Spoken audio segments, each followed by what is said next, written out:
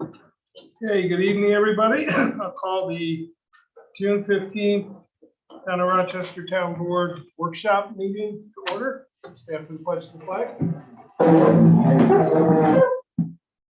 I pledge allegiance to the flag of the United States of America and to the republic for which it stands, one nation, under God, indivisible, with liberty and justice for all.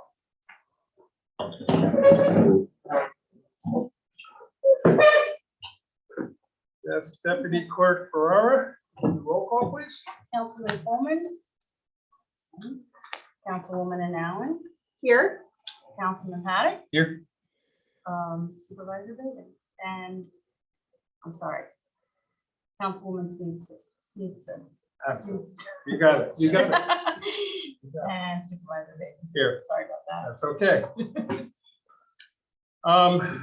The first item is acceptance of the agenda. The town board accepts the agenda as prepared by the town supervisor. I do want to add a discussion item about possibly changing some of our July and August meeting dates to the end of the meeting. So. Okay, I will make that motion. All in favor? Aye. Opposed? Supervisor's announcements. The moratorium was filed on Monday. We found out it was filed and accepted by the state as of June 7th, 2022. So it now runs through December 4th. We compiled a little cheat sheet for the building department and for the planning and zoning office of what it affects, what it doesn't. They told me they put it to use yesterday already. So just so you guys can see it. The town clerks also have a copy of this. It was not vetted by Mary Lou because she was not available. However, it's word for word out of the local law. So did not feel the need to have that. A reminder for the public, we have a public hearing for local law D of 2022, which is amending chapter 140. It's a zoning addendum on the chapter dealing with prohibitions in the zoning code. That will be held Thursday, June 30th at 7:30 p.m. after our audit meeting. Moving on to resolutions. And the request of some budget amendments for the highway department. My apologies, I did not email these ahead of time. You will see if you look, the reconciliation, it's an increase in revenue of $243,241 and an increase in expenditure. The majority of that is the result of the extra. When we didn't know when we did the budget what we were going to get for chips. We got what we got last year, plus additional money for this new New York State pothole program. And we had underestimated originally to start with because we weren't sure if they would reduce, raise, we had no idea. So we are on paper for the moment appropriating an additional $34,991 from the fund balance. The reason being is the increased price of paving due to oil. Yeah, you're just prices. looking at our final. And the increase of fuel. So I'm putting that on paper as a placeholder for the moment. We do have it available at the end of the year, and we'll continue to monitor, but we're doing okay, but I just want to give ourselves that little cushion. So those are the changes. The rest, the majority of them are fairly simple changes. If you have any questions on any of them. And then the column, just again, to reiterate, the column that is labeled change is the increase or decrease that we're approving tonight. The yellow column is the change in the year to date. So I'll make the motion that the town board authorizes the supervisor in the capacity of budget officer to modify the highway fund budget. I'll second. Any questions on it? Okay, all in favor? Aye. Opposed? Okay. Next, we have a request for appointment of 2 employees. First resolution, do you want to move this to later so you have time to look through those applications, or are you okay to vote on them now? We can move on to the rest of the resolutions and move these to the tail end. You want to look through those. Do you want to take 3 minutes now? Yeah, maybe we could just take a minute. and Yeah, we'll- You go right ahead. Okay. Go right ahead. And as has been the case, I don't like emailing Right. people's personal information, applications, things like that.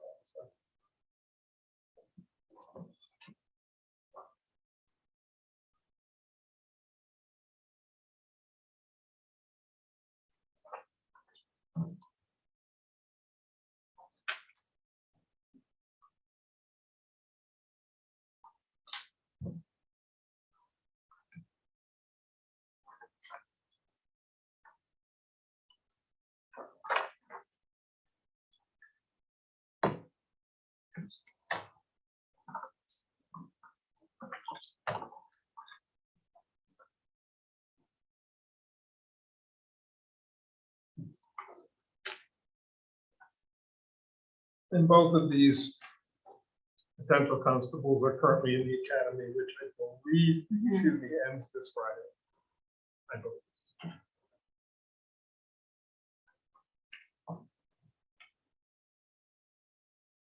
And if we appoint them, they still have to go to New York State DCJS for certification by that.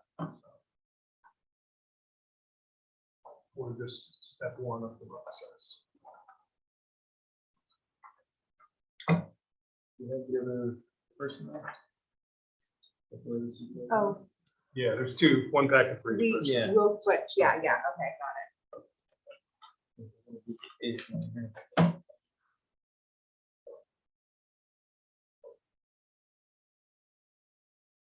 Oh, there's some of that. Mixed up? Yeah. Okay. It's okay. It's like a bag of time. Also.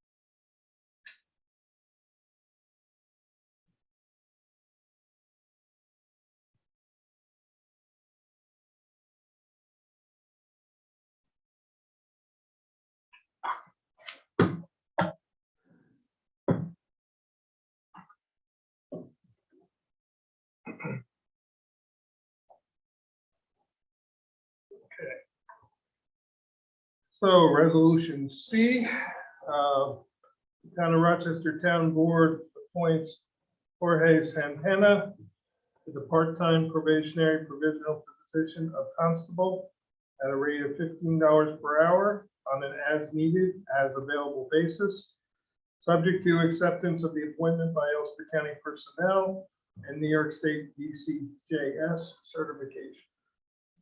Any motion? I'll make the motion. One second. A second. Any questions? All in favor? Aye. Aye. Opposed? Abstain. Resolution D, Town of Rochester Town Board appoints Amelia Picone to the part-time probationary provisional position of constable at a rate of $15 per hour on an as-needed, as-available basis, subject to acceptance of the appointment by Ulster County personnel and New York State DCJS certification. I'll make that motion. Second. I'll second. All in favor? Aye. Opposed? Abstained.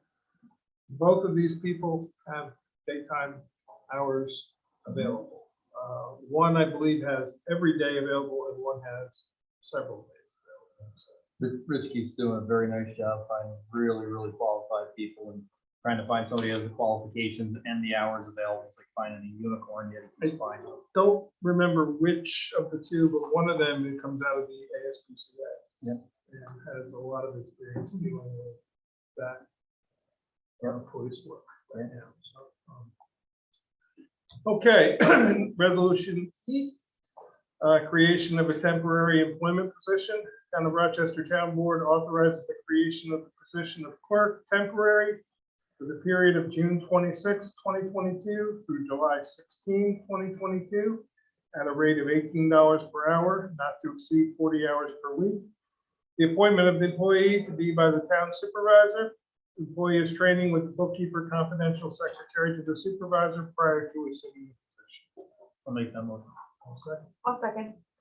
For discussion, this is for that training, that 3-week training period. Can't have 2 people in the same position, so they're a temporary clerk while they train. And then I will be making their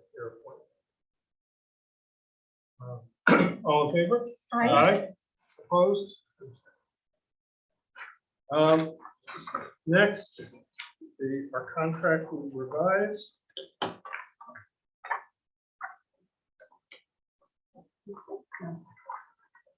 That's their feature descriptions.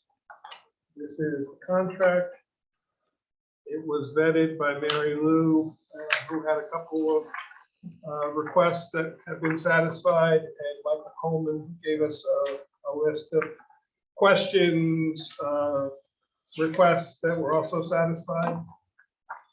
So the resolution, execution of a contract, Town of Rochester Town Board authorizes the town supervisor to execute a contract with Revise LLC, AKA Revise Software Systems, for website design and training and website hosting and maintenance for the period of June 30, 2022 through May 31, 2026, as is presented. I'll make that motion. Second. Okay. You'll see in the contract, it is a yearly payment that we will make, that we will pay 75% of the initial costs that will be, if we approve this tonight, will be in the June vouchers. The remaining 25% will be done at completion of training.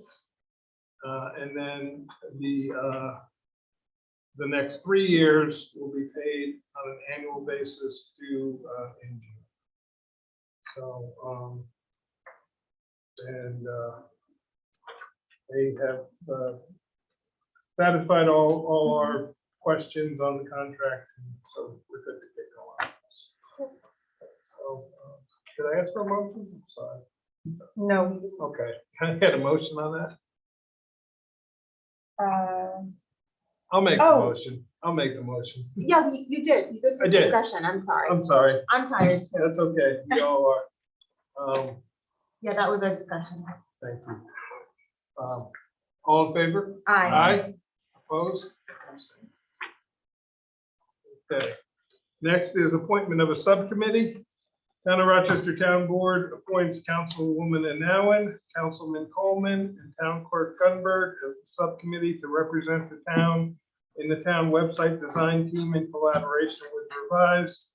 They will consult with the supervisor, town board, website coordinator, and all department heads, boards, and commissions as needed. I will gladly make that motion. And I'll gladly second. I didn't spring this on them. They both knew about it. Did not specifically discuss this with Kate, but she did plan to be involved in the transition. So did not discuss the subcommittee with her. She is not available. But I think they'll do a great job, and we'll get this. I think we're gonna be a good team. I Yeah. think so too. All in favor? Aye. Opposed? Abstained. Next is appointments for the summer youth program. We, in our handbook, we give the appointment power of the people who are being appointed to Recreation Director Sweeney. However, we have to approve the amount that they're being funded. So we'll do the whole resolution together. There are two changes on this resolution from the printed. So on request of the Recreation Director, the Town of Rochester Town Board makes appointment of seasonal workers for the period of, we're going to change that to June 27th, 2022, through August 27th, 2022, subject to background check and confirmation by Ulster County personnel as follows. Recreation aides at $17 per hour for up to 38 hours per week. Mary Ann Gates, Sheila Brown, Veronica Schwank. Counselor at $13.50 per hour, up to 30 hours per week. Cheyenne Freer, Alyssa Delanoy, Allie Denon, Sydney Allen, Alexandria Morales, and I missed, I forgot to put the last name on there, Sophia Boland. So I'll make that motion with those two changes. I'll second. For discussion, the reason we're changing the date, the first date is not until the 11th, but because of the holiday, they're doing their training with the county on the 29th. Okay. So they'll get paid for their training day, and then the following week they won't work, and then they'll work again the following week after that. So that's the Great. reason for the change. All in favor? Aye. Opposed? Abstained. Next, we have to amend the resolution. We don't know the number. That was my cut and paste mistake, and I thought I had the dates, and I guessed wrong, and when I got home, I didn't want to correct it. So Town of Rochester Town Board amends Resolution XX of 2022, and we will allow the town clerk to fill in that resolution number. Oh. So starting resolution 256. Starting for today. for today. Yeah, Oh, so this we, is an this was an amendment. amendment. I Yeah, that's okay. We'll find it. We'll find it. Okay. We did it at the last meeting, and Oh, I okay. didn't know the resolution number. Authorizing the town supervisor to sign the proposed agreement authorizing the use of certain town roadways for the charity bike ride event, the Ride for Mental Health. Approved dates to be corrected Oh, to yeah. June 25th, 2022 and June 26th, 2022. We were a week too early. We had the 18th and the 19th. So I'll make that motion since it was my error. I'll second. All in favor? Aye. Opposed? Abstain. Next resolution, acceptance of lead agency status for the purposes of seeker review. I will read this since it's seeker. Whereas the Town of Rochester Town Board has received application for the properties located at 2, 4, and 8 Towpath Road, Accord, New York, SBL 77.9-1-25, 27, 28, 29, and 31 for inclusion in the Economic Enterprise Overlay Zoning District. Whereas the town board discussed the application in public meeting on May 5th, 2022, and with adoption of resolution 226 of 2022, declared intent to seek lead agency for the purposes of seeker review. Whereas the town board tentatively typed the action as a type 1 seeker action. Whereas the town board have identified the following involved agencies in the review: Town of Rochester Town Board, Town of Rochester Planning Board, Town of Rochester Highway Department, Ulster County Health Department, Ulster County Department of Public Works, New York State Department of Environmental Conservation, Ulster County Industrial Development Agency, Empire State Development Corporation, and New York State Main Street Stabilization Program. Whereas the town board sent notice of intent to seek lead agency to the involved agencies by email and postal mail on May 6, 2022. And whereas only the Town of Rochester Planning Board responded back with agreement for the town board to be lead agency. And whereas the required 30 days from receipt of notice has passed, therefore the town board declares itself lead agency for the purposes of secret review for this project. I'll make that motion. And I'll second. That's a roll call vote. Okay. Councilwoman Allen. Aye. Councilman Patrick. Aye. Councilman Coleman. He's absent. And Councilwoman Steve is absent. And right. Good job. Thanks. Okay, discussion items. We had a request from Councilwoman Skinseth by email of some changes to the elder care. They are fairly minor. I don't think we need to do a resolution, but I wanted you to see them to decide if you thought we should do a resolution. I'm okay either way.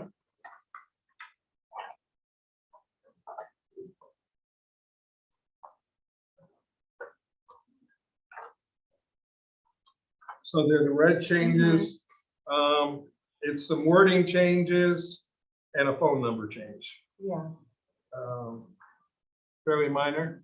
If the board is, we could do a resolution just to formally agree to it. Or we could just say she can make those changes. Yeah, it's not substantial to the program. No, it's not at all. It's just, it's a little bit of clarity and a different phone number. Right. So. Yeah. It's all informational. It's not. Yeah.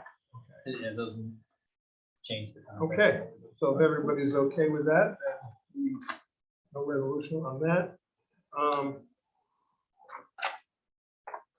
This is informational. I don't know what I did here. I must not have printed enough copies. She spoke with Rich Miller about the child safety kits. She said she would look into that, because we had talked at last meeting about purchasing some through Operation Safe Goods. You can get 1,000 for free instead of paying the $2 a hit. And she so wanted to make us aware of that. So I will follow up with her and say, yes, please go ahead and initiate that. Very cool. Okay, ambulance districts. A lot of paperwork for you, so bear with me one moment here. Time is scooting tonight, man.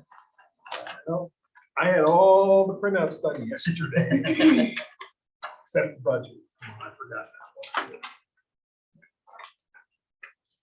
I emailed all this to you already, but now you have a printed copy in your possession. What I'd like to do is walk through the report and make whatever changes. Councilman Coleman supplied some via email, and they are included in the Cohasset Accord one, not in the Oh, Marble okay. Town one.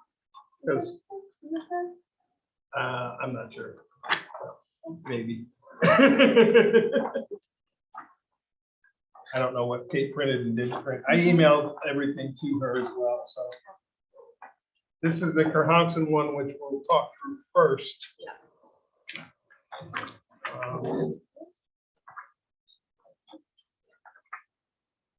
I did not print a copy of the listing of the properties yet. I did email it to you. Yeah. The Cohasset one is 100 pages long, Right. and it's just a regurgitation of the property Right. SBLs. That will get filed with the court though when we decide on that. So Mary Lou reviewed it. She had no issues other than a couple of comments. She had one comment on there was a section of state law that the wrong reference was made. Since we copied Marbletown's version, I wonder if they did it wrong, but anyway. So Michael's notes are in the boxes as you look through, and then the very next page is his comments. So page 3 is his first comment. What I'd like us to do is, and if anybody else has any other comments, let me backtrack slightly. We have to file with the town clerk a map, a plan, and a report. The map, this. The plan is the list of properties. I'm sorry, the plan is this. The report is the list of the properties. So I'm hoping that after we review this tonight, the board will authorize me to file it with the town clerk. We'll then schedule a public hearing on this for our July regular meeting. Right, there's a public hearing on. We have to do a plan. public hearing. I file it with the town clerk. There has to be a public hearing. Then the next step is, after the public hearing, we can adopt this report and plan and map, subject to permissive referendum. Okay, is there any, like if we make changes after the public hearing, do we have to wait? Or can we just change them that might? Don't know the answer. to that. Okay, My guess is it's probably similar to a local law in that we have to wait 8 days. oh, okay, If we make changes after the public hearing. Okay. But I can't say that for sure one way or the other, because it's a different set of laws. yeah, it's a different set, yeah, Yeah, so I That's what I don't was know the wondering. answer. It's a good Okay. question, and I'll try to find it. okay, So the purpose tonight is to have a finalized draft of the map plan and report to file with the town clerk prior to public hearing. And we have to, if it's permissive, then there's 30 days for permissive referendum from the date of the notice, public notice, which would be in the newspaper the following Thursday. And then if it's called for, then we have that window of time. And so we're trying to get it so it's done if it's called for at the November ballot. Right. So I'll backtrack the dates and make sure we're okay with that. So, okay, so if you guys have any other comments, obviously it's title page and the table of contents. I will be adding, I'm going to add exhibit B to, which will be the list of properties. Okay.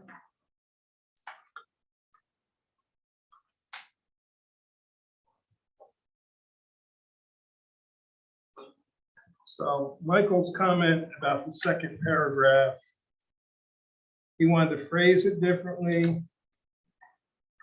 I think it's just the sentence that says the operation of the ambulance service is an expense borne by the taxpaying businesses and residents. Yeah, Just, the only reason we said it that way is, from our perspective, it is, because we've always given them a sum of money that came out of the town budget, which is paid for by the taxpayers. And we will be continuing to, by creating the ambulance district, we will be giving them money paid for by the taxpayers. So in this perspective, from our, Michael's thinking of it as the ambulance service itself. We're talking about it from the tax district. That's my opinion. I think he's looking at it as they get a lot of their money from insurance payments and donations and things, but from our perspective, from the creation of the ambulance district, it is an expense that will be borne by the taxpayers.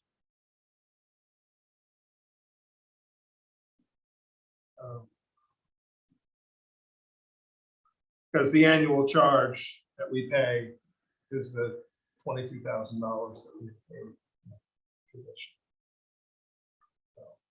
So disagree, but I think he's looking at it more from the EMS side. So I think it's worded okay. But I'll leave it to you. Like who wrote this? It's copied from Marbletown, who a consultant wrote it for them. Yeah. I took it and changed it accordingly, made it fit for the town of Rochester. And Mary Lou's been through it. Who have been through it and had one comment. The section of law. So And like I said, I'll side with the original authors. yeah, I mean, some of them I do agree that we could change the language, but this one I think is not necessary.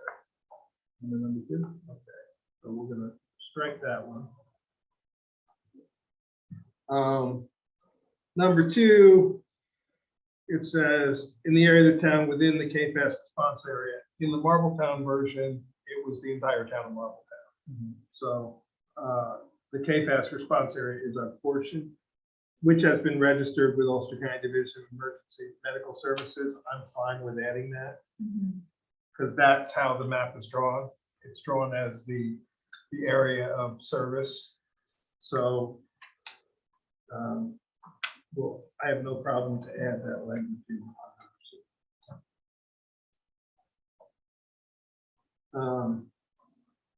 And the same with number 3, we're supplementing the revenues that they make to a third-party billing. So again, I have no problem with adding that one as well. Nothing that says it can't be a little bit different.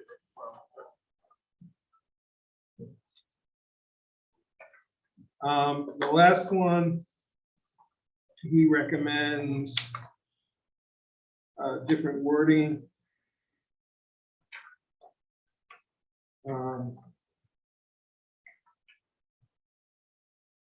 I'm okay with his recommendation. He says it's contemplated the establishment of an ambulance improvement district would enable better collaboration between the town of Rochester and KFAS with respect to delivery of emergency medical services. Yeah, I like the comments of that. Yeah. Number 1, I'm not sure what his comment was because there's no comment. I just saw that, Mike. I think it's that whole, I think it from 1 1 to to 2. 2. Okay, It's like a, so we're going to change that.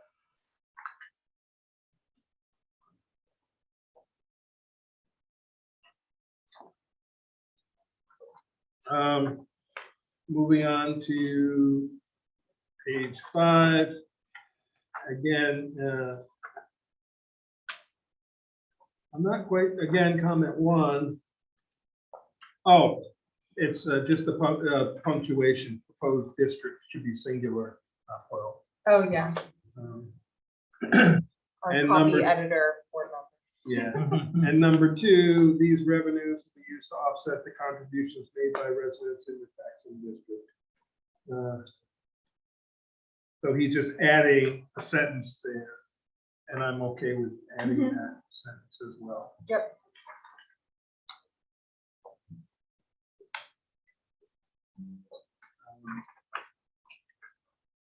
Page 6, the objectives of the plan.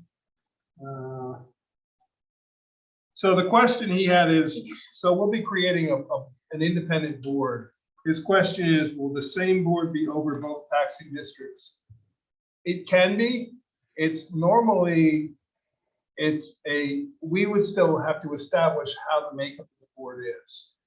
Normally, it would be some people from the agency and some representatives from the community. Right. And we would have to decide how many people are going to be on that board, how we select them, whether they're appointments by us after a call for volunteers, whether there actually be an election that could be for it. But it's an unknown at this point. I think because it's 2 different districts, my feeling is it should be 2 districts. I mean, 2 different boards. Because I think it's 2 different sets of needs and wants and issues. But we don't necessarily have to.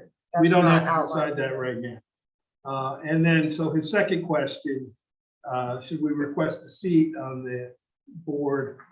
This board is only dealing with finance. So what this board is the town's representative to the ask by, the ambulance district will have their own board of directors, continue just as they are right now. They would then present a budget each year to our board, who would vet that and then make a report back to us. And whether, you know, it's. So it sounds like a smaller board doesn't meet monthly. No, quarterly. it's probably gonna meet quarterly or on an as needed, but probably quarterly and with the as needed, if more than that. So I had one question. Yep, So in number one, it's called the establishment of the Board of Ambulance Commissioners. And then Mhm. number two, it says having a capitalized district board of ambulance. Is that the same one? It's called two different things. so- yes, we should probably take out the word district. Okay. Great. Yeah, That, in it just, number I two. was like, are we making two or No, what? no, we're making one board for each ambulance. Okay. group. Yeah, that's, Yeah, I thought it'd be good to keep it consistent. yep, I agree with you. So so his point on number one, we're going to skip.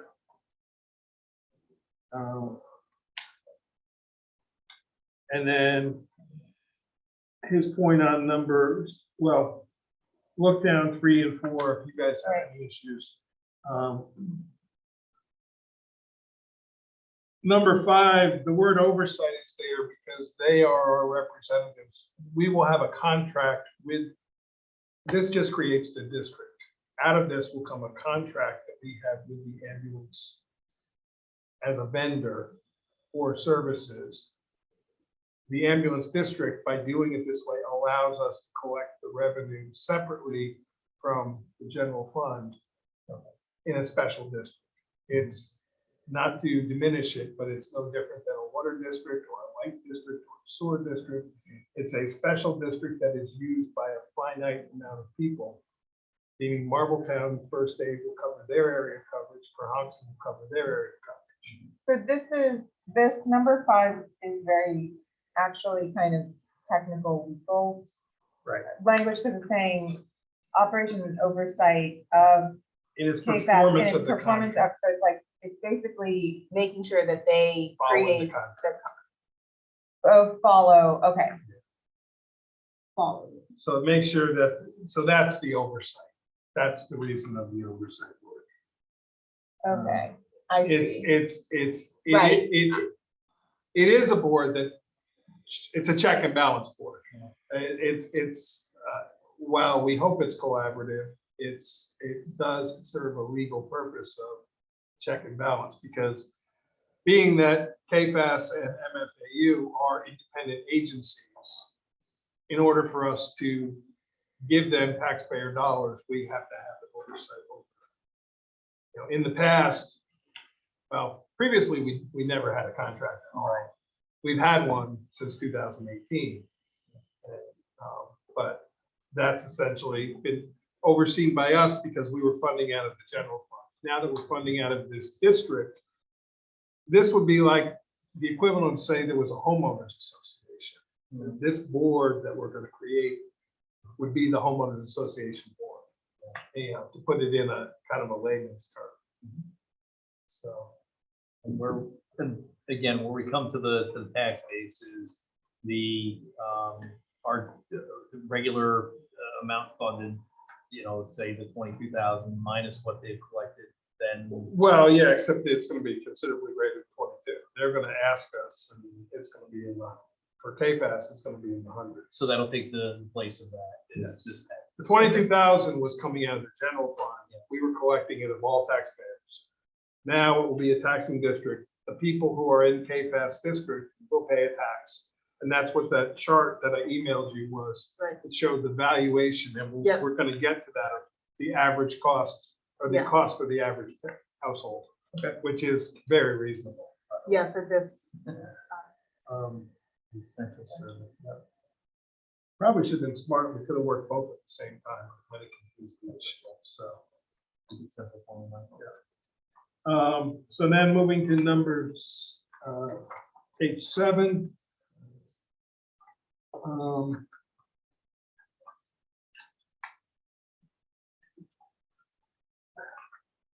I think his first comment, should that be ENSURE, or I think insure is correct, but I'm not sure. Right. I'll check. Spell check didn't tell me it was wrong, but I don't think it would have. well, I do spell check for Grammar. more than grammar and phrasing and all that. So I think insure is correct. Insure with an E means to make certain.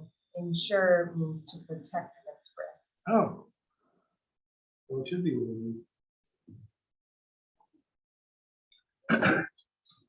Also a dietary supplement. Yeah.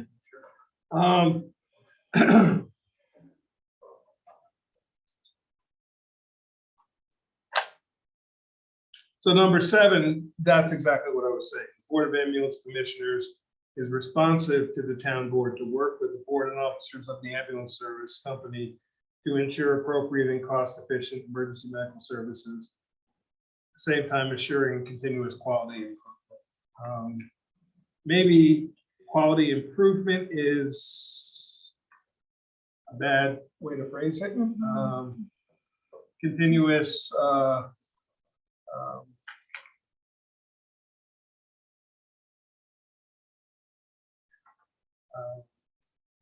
Use the rest of that phrasing in there, continuous improvement through training, purchasing new technologies, etc.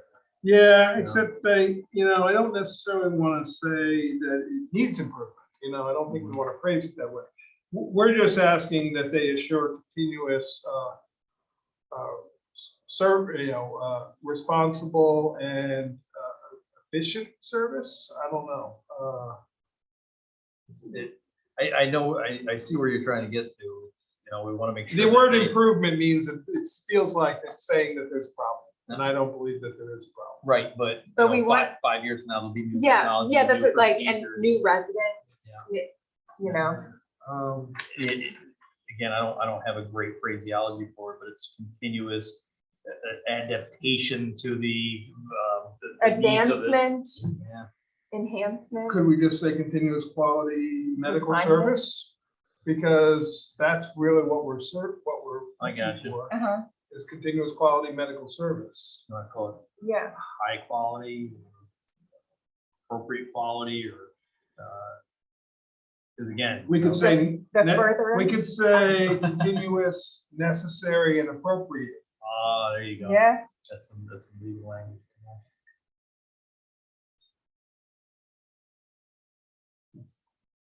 And appropriate quality medical service.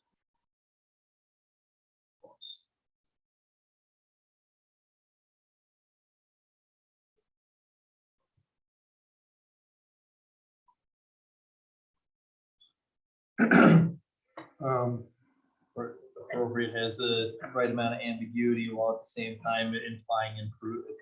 Right. And the necessary is, if technology changes, that's what's necessary. If laws change, the creation of the stable tax base. See, that's where this Board of Ambulance Commissioners, they are working on our behalf to maintain all this. And they'll be talking about long-range planning and budgeting. Like each year when the budget is presented, they should be putting away a little bit each year toward the purchase of a new ambulance that they have to do every so many years. So not just budgeting on a year-to-year basis. The plan. So the plan is that we will adopt the plan. And the neighboring municipalities may seek to form their own improvement districts. That's just in there because Yeah. Marbletown already has. I'm told that Warsing has one with Ellenville, so it wouldn't surprise me if they eventually want to do one for Hudson as well. So this sort of walks us through the process. So after debate and discussion at public hearing, we adopt a resolution endorsing the establishment of district. What I'm gonna add in there, subject to permissive referendum.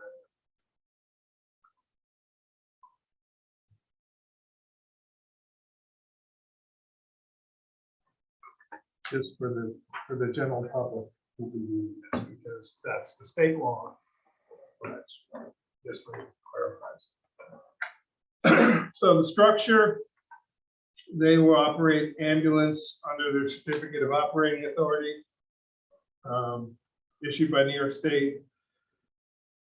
And that's the area, the defined area is their certificate of operating authority. They have a certificate of operating authority with New York State and Ulster County for the boundaries of that map. So just make sure I changed MFAU to KFAS everywhere. I believe I did. So then moving to page 10, first one is an easy fix. I put $2 signs. So the total valuation as of July 1st of last year, 2021, was $871,346,045.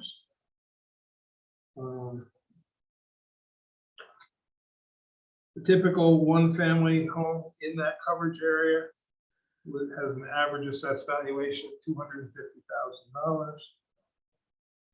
Based on the 175,000, which is what KFAS estimates that they will ask for in September, that comes out to 0.2008 per thousand. And when you multiply that times 250, which is what the law stipulates, then we have to put that in the public hearing notice for this. Christina, if we adopt this tonight, I'll write that up for you for next week's paper. So that would be the average household in that district would pay $50.21 in 2023 taxes. Bear in mind that assessed value could potentially change slightly based on the July 1, 2022 tax rates, which will be coming out. But if anything, if that value increases, the ask probably will not increase, so the so much per thousand will go down, and at $50.21 will be even lower. Yeah, $1 a week. I was gonna say, I think most of us would agree that to have really good coverage for $1 a week makes all the sense in the world. So. Moving on to the budget preparation. So the question is from Michael is, what is the process for the commissioners? Oh, I know why he used the word district board of ambulance commissioners, because it's for the ambulance district. That's why he used the word district, but I'm going to take district out here as well, because he just called the board of ambulance commissioners, and this report is only dealing with this particular district. Right, So where he used the word district, yeah, I'll remove in that this everywhere. section, you call it that, but another. Yeah. Yeah, I'm gonna just take out the word district, every note's included. Yeah, 1, 2, 3, 4. I see 3, where's the 4? In the second. Oh, it's actually there's 5. There's 2 in the second paragraph. They must have changed them all in this section. I'll do a spell check and just, a word check. But that's basically, the town board has the ability to appoint, or we can provide for an election process for those commissioners. I think in the beginning, at the very least, we probably should start with an appointment. Once we adopt this, we'll put out a call for people to serve on that board, and we'll determine how many people that should be. We can probably look to Marbletown for guidance as to what they did, if they did it all this year or last year. Um, I'm not sure what the ambulance oversight council is. Right. That's different than the. Yeah. Let's just take that out. I mean, it's our report. We can set this up however we want. I'm not sure who the ambulance oversight council is. Oh, If- that's the ambulance, that's their council, Oh, okay. because they have their own.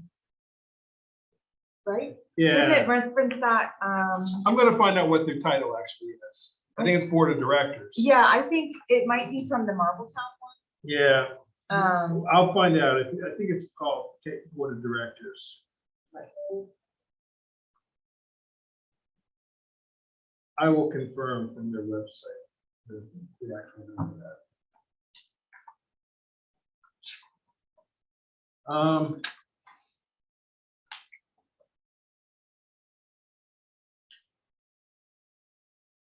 So the oversight is primarily budgeting. We'll take out the word district.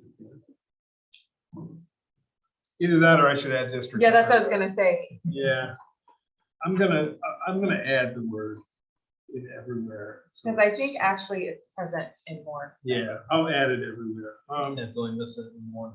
So the oversight is primarily financial, but it is some degree to Well, because the budget. confirm that the contract is being appropriately followed as well. Right.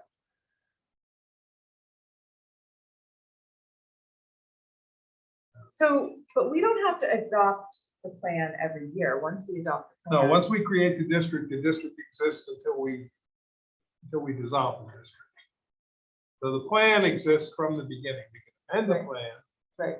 So when we're referencing the next year, 2023, the value in that is, I guess I was just thinking, we have like an example budget number, but we don't really know what. Right, we don't know what they're gonna ask for. 'Cause this is gonna They're help going- us do Yeah, that they're going to process. do a request to us.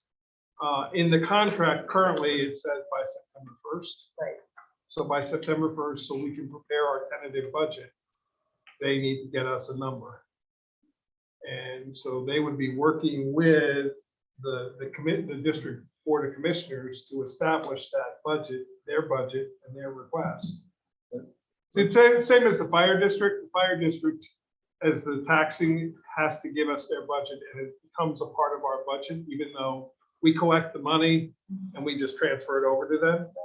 We'll be doing a similar to in this, except this is a special district created by the town, whereas the fire district is a standalone district. But unfortunately, New York state law doesn't allow ambulances to have their own district. Just going back to the cost of the typical property. Yep. We gave the examples. Do you want to include the formula? I mean, we can figure it out, but you know, if you take those numbers out of there, then that kind of stands as the, You know, It's a legal thing, so I don't really want to mess with changing the language of the law. This is the requirement of what we have to say. We have to say the total assessed value. I think if you start giving it's the same way at any assessed value. no, I get it 100%. Like I said, we gave an example. I just didn't know if we, so. Well, we're required by law to give that example. Okay. We have to say, in order to create a new district, you have to say what the expected cost will be to a single family home. Yeah. It's that specific in the law. Mhm. Right? So we had to give that example, but the formula is what it is. You divide the ask by the amount of money, and you come up with so much per thousand. And then you multiply that by the average home. I could change the order, the way it's written. I'm not worried about that. Like I said, to Aaron's point, what this looks like is for next year, if- Well, it is. It is for next year. Right. That's right. Theoretically, Yeah. or like, Right. that's Yep. the But we have to expected. create the district now, so the only numbers we have to work with are 2022. But, no, I get that, but what it should, really be is as of July 1st of any year, we take the total number, divide it out by, the amount of parcels, and that'll be the number every year going forward. because it's a variable number. Yeah, It's a perfect example, there's nothing wrong with that, yeah, but it looks like we have to do this every year for people, you know? Where if you put the formula in there, we do have to do it every year. In that's our true. budget. plan. Yeah, Yeah. not in the district. No. No, not the creative plan. All right. No, not that. I'd rather leave it alone because it's very specific legalese. Sure it And is. I'm reluctant to start interpreting. I am gonna change the order of it though. I'm gonna move the average house down. And I'm gonna move the budget part up, so it makes more sense. So then Yeah. it kind of reads chronologically. So the value is this is how much they're asking. Then it's this much per thousand. Then we say, so the first part will be the value of the house. Then the second will be the ask. The third will be the so much per thousand. And The then, fourth will be the average home, and then the fifth will be the cost of the typical house. and then based we on should that. change this, because they, when you look at the pages, if you change if we do the Marvel, we should do the Marbletown one that way too. Yeah, And then you'll be Yeah. comparing apples to apples. Yeah. at least the Yep. two. and if you look between the two, Marbletown's more Marbletown's a little bit more. They're asking for, in in proportion. proportion, They're yeah. asking for a little more money, but it's not much more if I remember right. It's 69 something. Oh, yeah, but that's only because of the average household. is Yeah, higher. it's higher. What you gotta look at is so much per Oh, right. thousand. Right. yeah. It's 1.65 cents more per thousand. Right, That's what you have to compare. You can't compare the so much because the average household in that area of town is much more expensive. right. Okay, We moved- so we were on page 11, Oh, no, 12, right? 12, yep. Yeah, 12.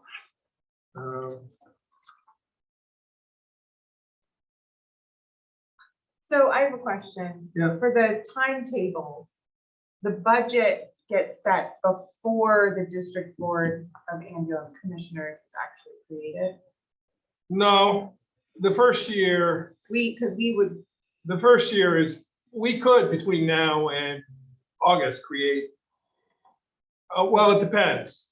It would depend. If it goes to permissive referendum, then yes, okay, because we can't create a board for something that doesn't exist. right. And so then the board would assume oversight of that budget. The first year, we would. Yeah. Well, we would take That their we've number. done. Yeah, and that's what I'm review saying. it. Yeah, I was just thinking about what would happen in that case. So they would, we would set it, but then once the board took over, they would assume the, Because we would still Budget have to have officer the role. numbers right, by Yeah, September for the tentative and preliminary Yeah. budget. And then the budget hearing is actually right after the November election, right. because it must be held, I think it's by the Tuesday after. I can't Yeah, remember. Okay, I thought that's what that was saying, and I believe it Okay. leaves that room so that. So, are you okay with all the changes we made? Mhm. Yep. Okay, so then, let's do Marbletown, and then we'll just do 2 resolutions, one after the other. So Marbletown, I'm gonna put these side by side, we're gonna add the same exhibit B, which is the list of parcels.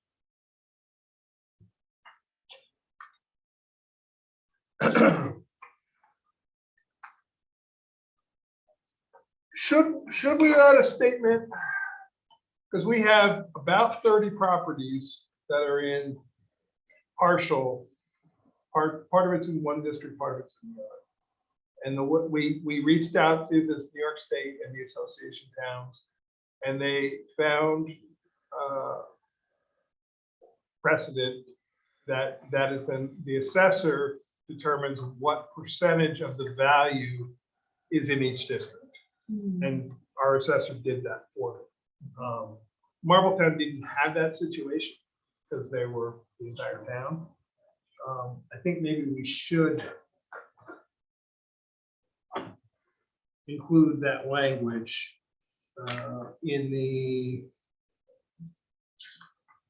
on page.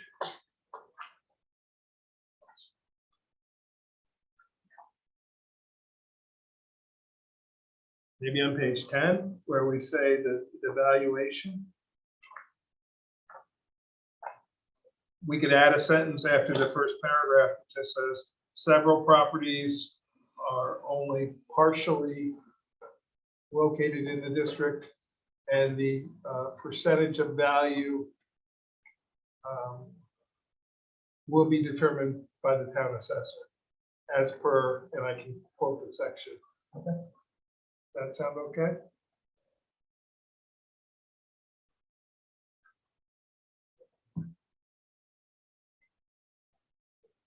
Several properties in the special district.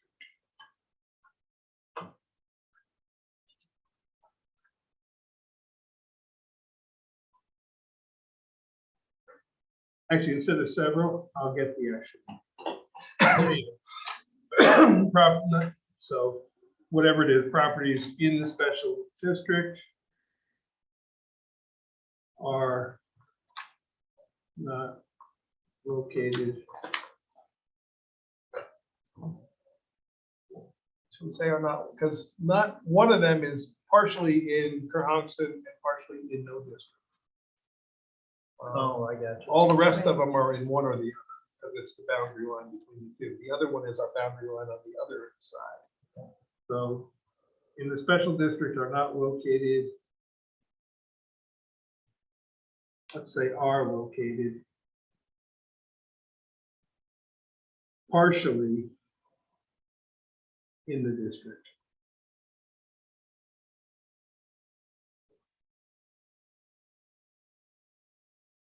In such cases,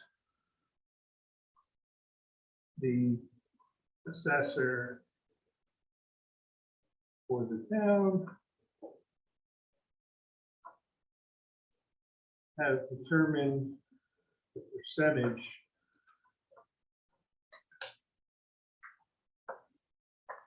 of taxable value.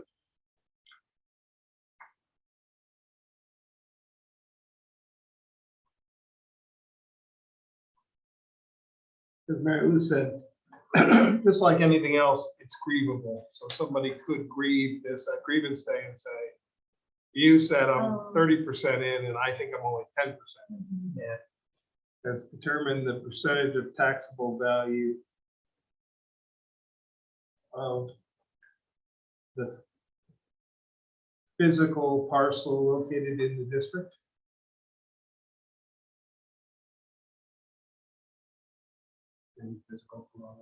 Yeah. Let's just say of the parcel, of the portion of the parcel located in the special district.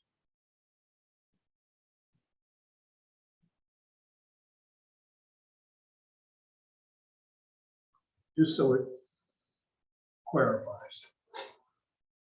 Because we will have to give those to the Ulster County Real Property. So when they value it, they will have to say, this is the assessed value for this district, for this property, for this district. No real percentage. Okay. Sorry, I just want to make sure. So then moving on into page 3. We didn't make the notes, but we'll add the same notes in the 3rd paragraph. If everybody's okay with that. Yep.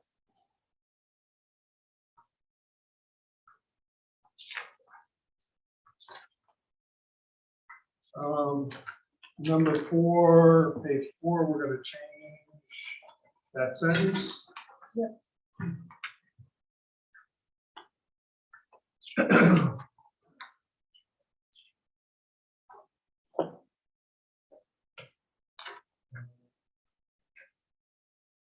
All right, we add that sentence on the bottom.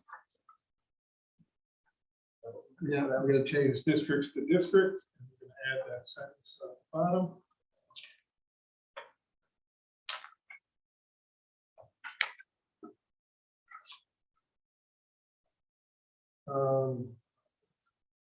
We're going to change. We're going to make sure district is added everywhere. It's the Board of Ambulance Commissioners.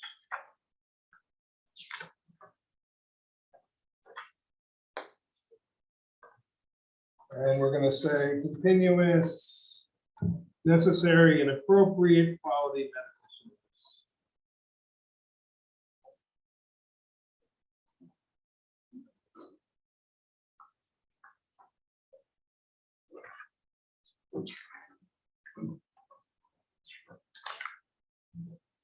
Page 8, we're gonna add subject to permissive referendum.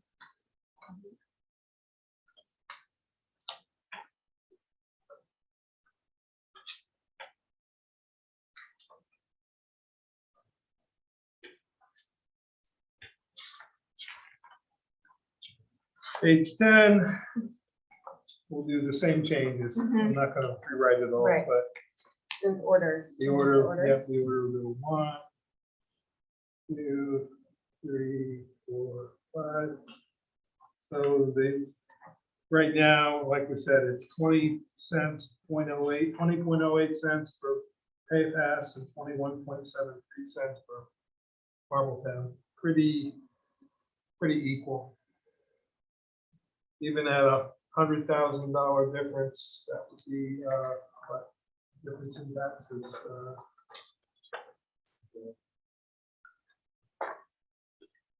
Be $1 difference, right? Yeah, it's good. Yeah. So.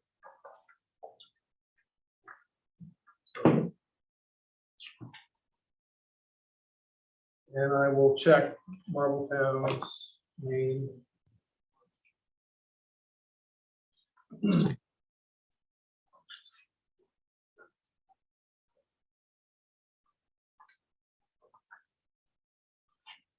Okay. Good to go? Yep. Okay. So Christina, I apologize, I'm gonna write a resolution on the fly here. So, I'd ask for a resolution that the Town of Rochester Town Board authorize the supervisor to file the map, plan, and report for the establishment of the Cohasset Accord First Aid Squad Ambulance District, and request town clerk advertise for public hearing to be held Thursday, July 7th. Is that correct? That's a- Thursday, July 7th at that means normally at 7, right? 6:30. Or 6:30, at 6:30 p.m. We'll start. Yeah, we'll start with Curran Connect with that's involved. Okay. You good? Okay, so Okay. you were making that motion. Yeah, I'll make that second motion. it. Okay. Discussion? I think we already had the discussion. Okay. So it's the 7th, 6:30 p.m. To be held at the Harold Lipton Community Center, 15 Tobacco Road. All in favor? Aye. Opposed? Abstained. Next, resolution authorizing the town supervisor to file with the town clerk the map, plan, and report for the establishment of the Marbletown First Aid Unit Ambulance District. And to request the town clerk advertise for a public hearing to be held July 7th. To immediately follow the public hearing on the Cohasset Accord First Aid Squad Ambulance District. To be held at the Harold Lipton Community Center, 15 Tobacco Road, Accord, New York. A second? All in favor? Aye. Aye. Opposed? Okay. Away things here.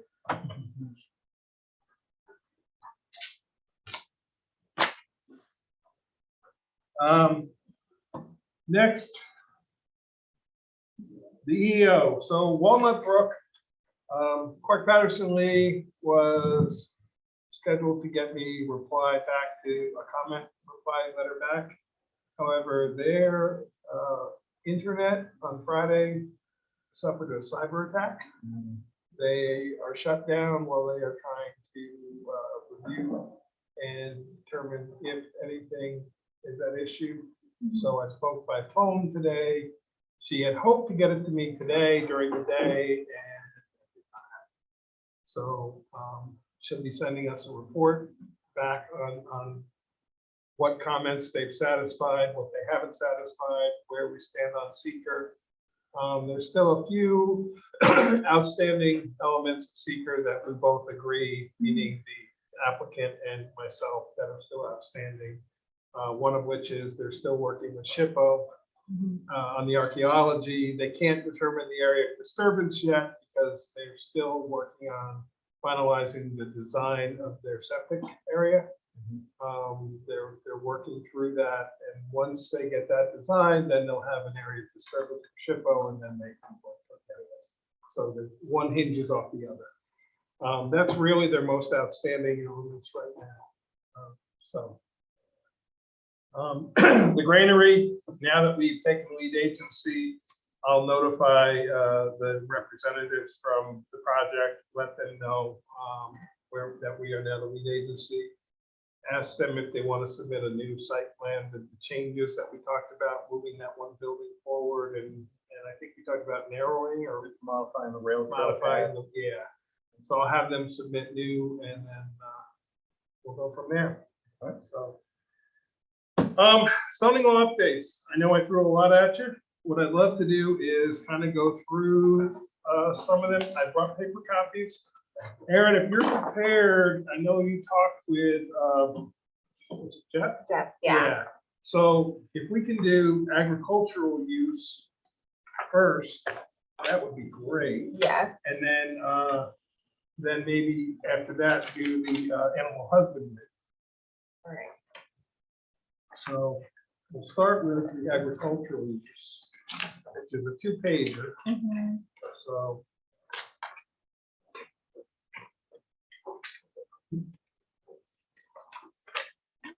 One page didn't print, but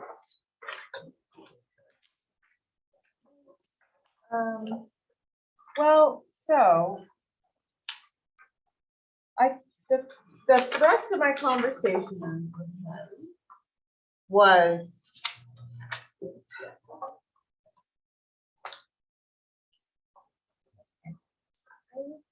want to start with that? no. Okay. I took notes on my phone call and I just.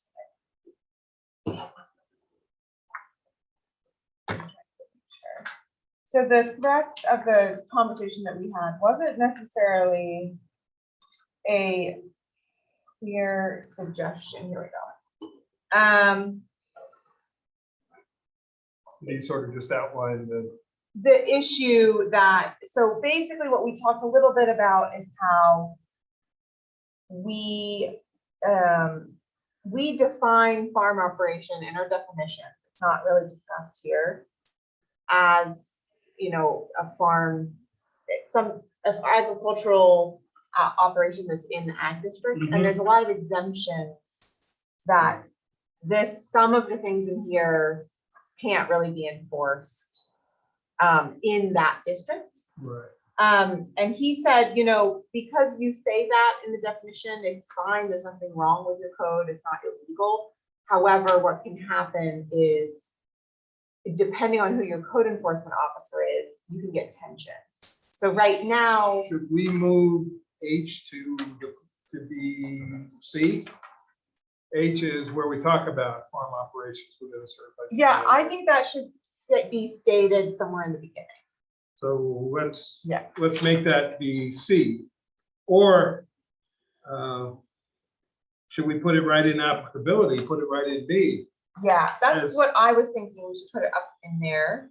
So Just say, why don't we make B a 1 and a 2? So 1 would be the existing statement, and we move H to B2. Which talks, applicability will be the Yeah. headline. right,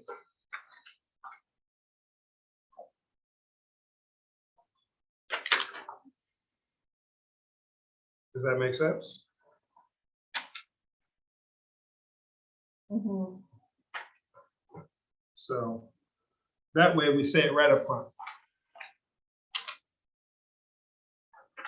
all agricultural uses shall be used as part of a farm operation located on parcels are permitted use in any zoning district by right.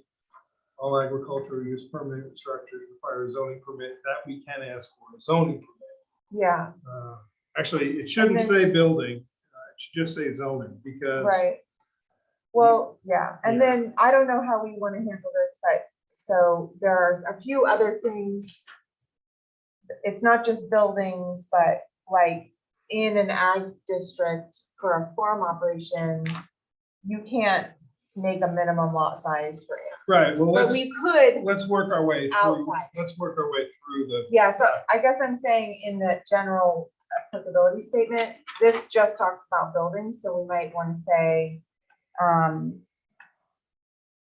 operations within a certified, so we have this about construction, but also, wait a minute, you lost me when you said this just talks about buildings. What? H, No, it doesn't. It says all agricultural uses and the construction of our farm. all agricultural use permanent structures shall. No, the Yeah. very first sentence, all agricultural uses. Oh, I Are see what permitted you're use. saying. Yeah. I see what So you're the saying. use is, that it's not just about buildings. I see what you're saying.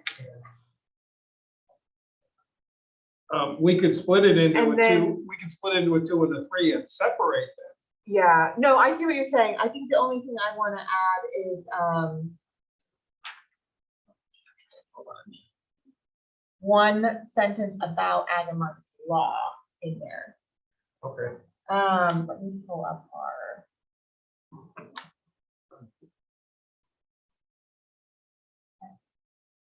Let me just see what it says in the definition. Mhm. He said you don't have to say that everywhere, but it doesn't hurt to say it in this chapter. So why don't we just in the headline say farm operations as defined in 25? Yeah, as defined, yeah.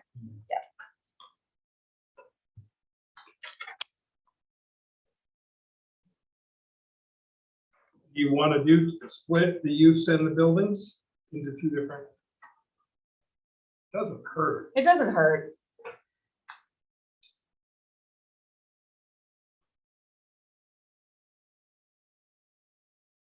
Okay. Okay, So So then that moving back solves- now, so C will still be C. We say non-animal is by right. Right. Anywhere. it just good. Should we say animal agricultural uses? Now, do we define animal agriculture in the definition? I think it's- As saying, We added that. I think that was one of the ones that we ended up. yeah, I Added didn't because we print have the definitions. one I have because them I last. did it. You did it a couple weeks ago.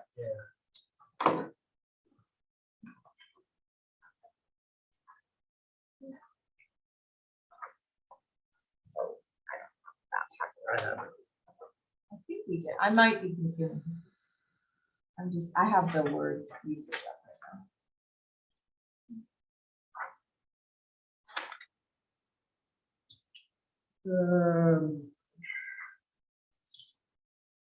Right, we just have agricultural use. We have as one. animal And use, agricultural use, yeah, but it doesn't say anything about farm Right, operation. because that, the agricultural use is different from a farm operation. Yeah, should we?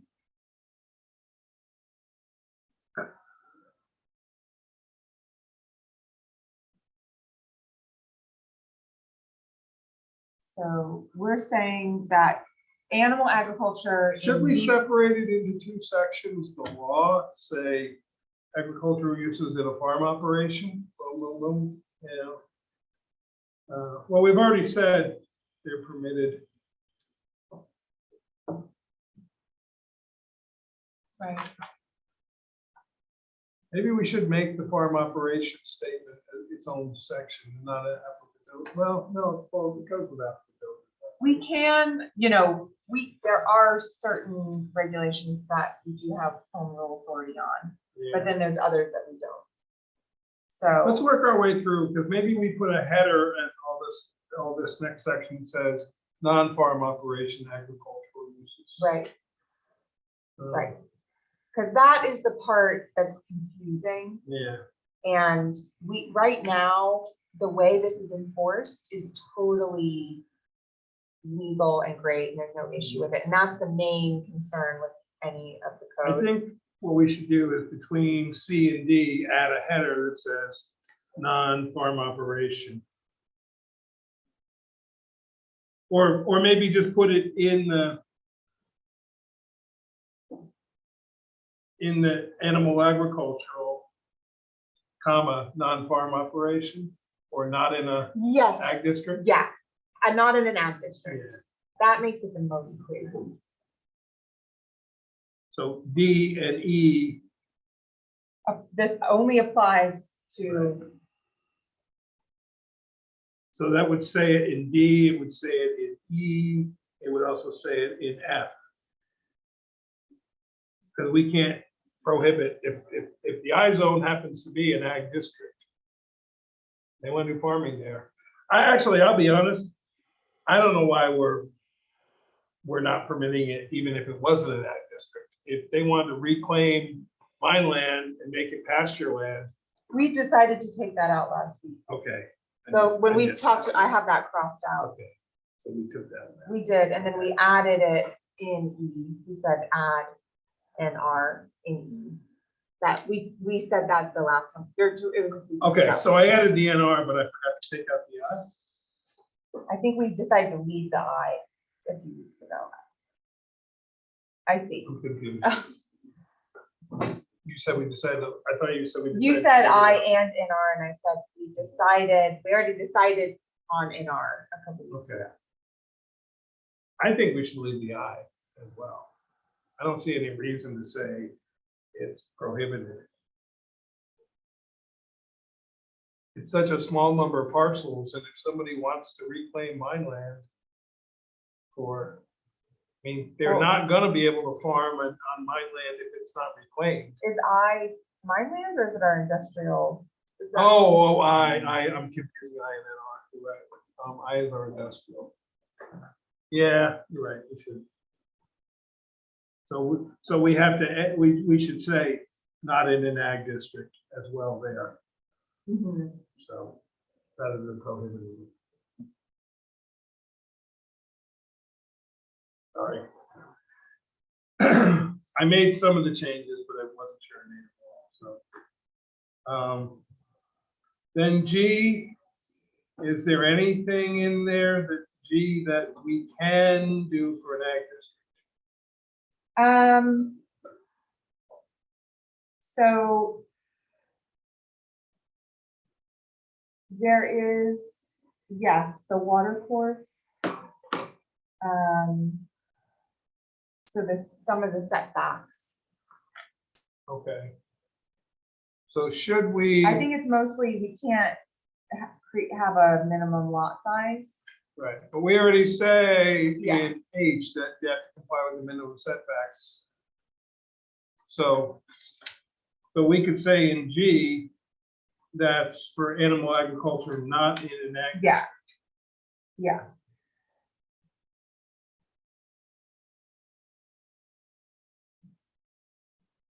Starting to sense I should just put a header. For all those. Yeah. No, yeah, I would, the manure pile thing, I think you can do that minimum setback.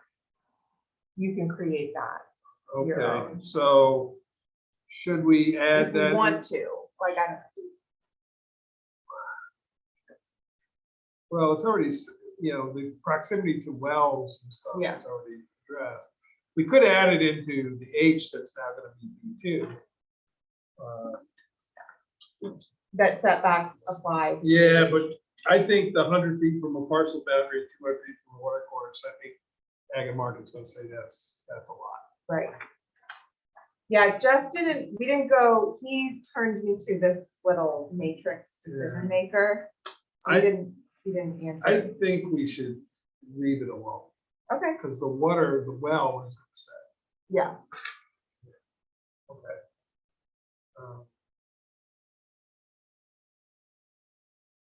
And then I that's fine, right? Except you can't make an can you make an agricultural structure conform with setbacks? Yes, Okay, yes, so you absolutely can. okay, They're like the barns have less requirements for them, but those are have a very specifically defined. okay. And then the farm stands, That's new, and just allowing pop-up. 150 square feet, I think that's fine. Yeah. Setbacks. Yeah. Minimum one, yep. But it's accessory use, so it doesn't need site plan or anything. It's just code enforcement officer reviews it, right? Yeah.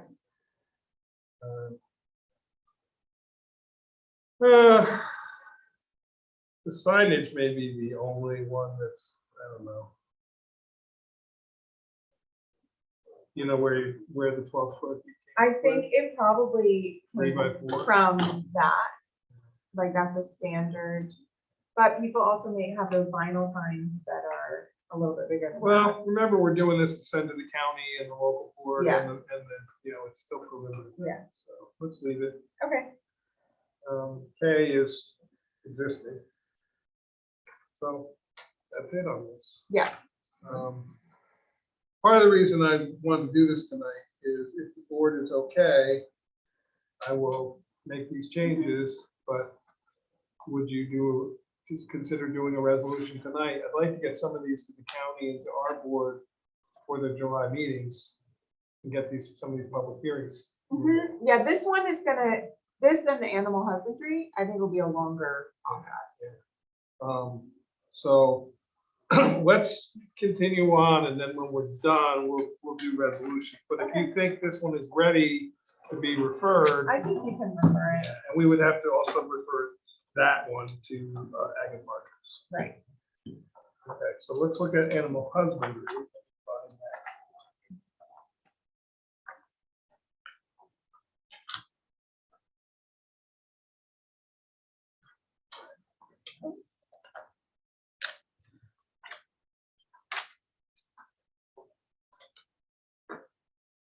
I'm just printing that one out.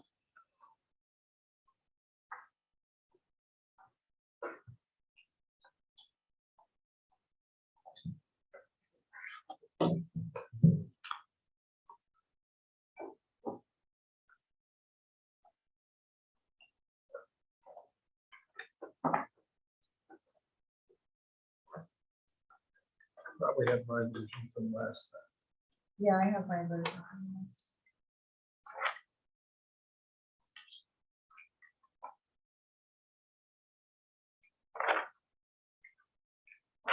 Yeah, I unfortunately forgot to print it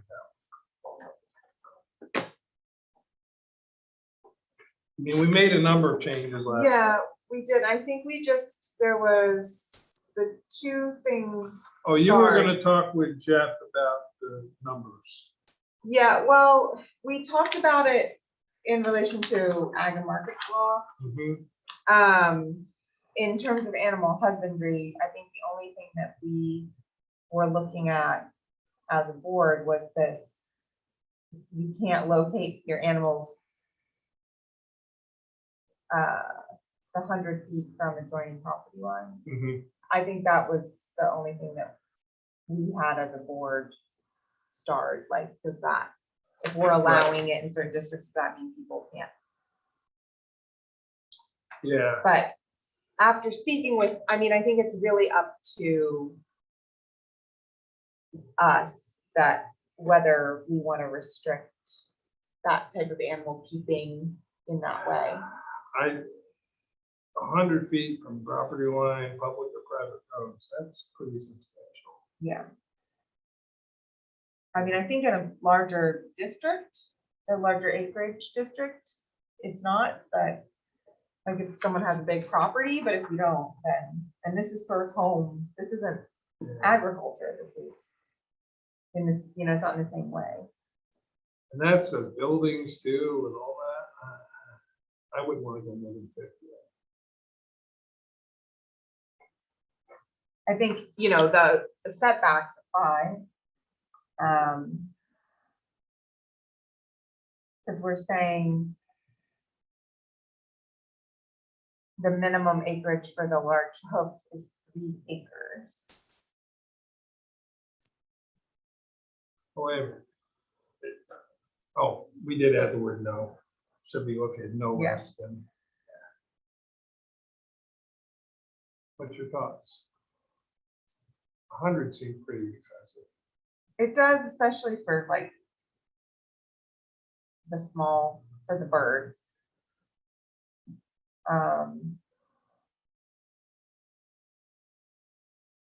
Vote 50 and see where it goes. Yeah, I guess I don't have all the setbacks memorized, but our side Most of them yard are, most of our side are 35. 35. Yeah, so I think 50 increases that. And which I can understand why you wouldn't want. And you can't put the accessory structures, because you could put an accessory structure in the setback. Right, A normal of a accessory. normal accessory structure, right? So even if these are small, you still can't put them in your setback. So yeah, I think we should do that. And and people can complain about smell when it comes to animal husbandry, like. If you're gonna- Yeah. The thing So, to think about too, though. Well, they can always get a variance. I'm thinking if it's a vacant lot next door, right, well, in that Right. case. they can always get a variance. Yeah. Okay, so we change it to 50? Yeah. Yeah, what I was talking about before is the numbers of animals, but I guess we'll leave it as is for now. Yeah, Jeff didn't have any thing on that. I thought that I had notes on where the source material for this, but I did not have those. 'Cause we looked at 2 different sources. I can't remember which one we used. Okay, that was really the only one, the Yeah. only piece we had. But I do think that this is probably gonna change, because I think we're gonna get a lot of public input on this. Well, what I'd like to do is get both of these to the county Yeah, and the local planning board and Ag and Markets for comments. Do our public hearing in July for these at the audit meeting. And, so this is just a small thing, and no, it's not a small thing, but one of the things that Jeff and I talked about when we were discussing our town and agriculture and what we're trying to achieve with some of our zoning revisions is he brought up the funding that's available to do a farm protection plan for the town. And I said that I thought it would be very valuable for him to come and present to the town board, because I know that there are questions about what that could look like. And he answered some questions of mine that made me feel like it would be a really good thing to do. But it is a 3-year process, so it's not something that we're gonna finish while we're looking at the zoning revisions. But he said he just needs a few weeks' notice, Okay, and then he could come speak to the board about that. and that's funded how? Through Ag and Markets, Through Ag and Markets. there's $25,000 that would be available to us to hire a consultant of our choice. Oh, so that's just to create the plan. To create the plan. Right. Yep, Then the Ag Protection District goes if that's what we, funded by, if that's what we decide to do. The plan can be whatever works for the community, but it's a collaborative process. because I know like Red Hook has one where the sales over X number of dollars, the tax add is on. Yes, some town, there's a couple, he gave me a bunch of resources. That's something that some towns have opted to do as part of their plan. One of the things that they do is, you know how we have our open space inventory, there's an inventory Right. of your farm resources. The reason I'm down on the taxation ones is the amount of money you get is usually enough to like say one property. Right, You know, and because you buy it at not at market value, but at Right. the ag, you buy back everything above the ag value. Yeah. He told me about another town that's instead of, they created their own tax incentive. So in addition to the agricultural, Oh, and that makes it easier. So I thought that was a good idea, but we could do anything. The town could do anything. It's not just about conservation easements. In fact, okay, he was skeptical about that. yeah, Um, I haven't found that. yeah, so it would be about us coming up with a long-term plan among the community for how we can keep our lands in agricultural use. I thought it'd be worth inviting him in person. He would love to get that money to us, so. Is that in this funding round of the consolidated funding now? No, I think it's separate. I think Okay, it's their own. because that expires July 20. Yeah, no, he's been sending me information about this for 3 years now, so. Okay.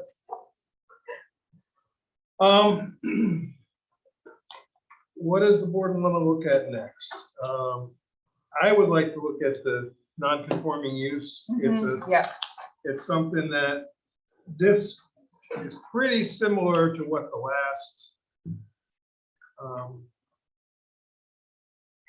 committee did, the ZRC yes, pretty much left it the same. Yep. This is what I did. I only printed out 5 copies, not 6. That's why I'm missing one of it. So, and I couldn't figure out how to get rid of that highlighting on these definitions. I fought with Word to try to remove it, and I couldn't. So, you know, that lavender red comma was just too good. yeah. So this is a new one we haven't talked about before. The ZRC had the definitions coming later, but in 140.140.39.1, but I thought the definition should come first. So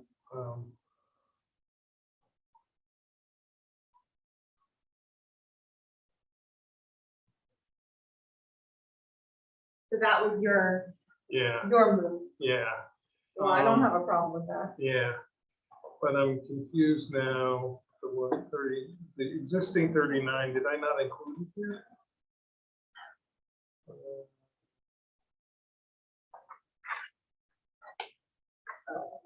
Gotta look at the existing code.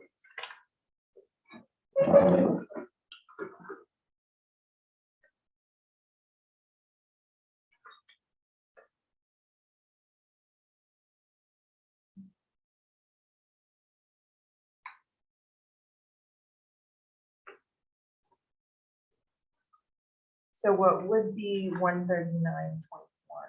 Yeah, I just want to make sure, yeah, I think I didn't include it, so I would have to add that in. Because the way this is worded. Oh, no, you know what? Because this is an amendment to the existing, so, but I would add it for ease of everybody reading. But that's why I'm saying it moves. Yeah, there we go. It does say it. 139.1 is the existing 39 moves as written. Right. To 39.1, and that's rights to continue non-conforming uses. Right. But I will, when I rewrite this for referral, I'll add it. So we Okay. see that it's But there's no changes to that. no. And that's basically just stating that if you have a non-conforming use, you're allowed. The definitions is something we don't have in the non-conforming uses. I think it's very important to add it. And clarifying the differences. Alteration, damage is,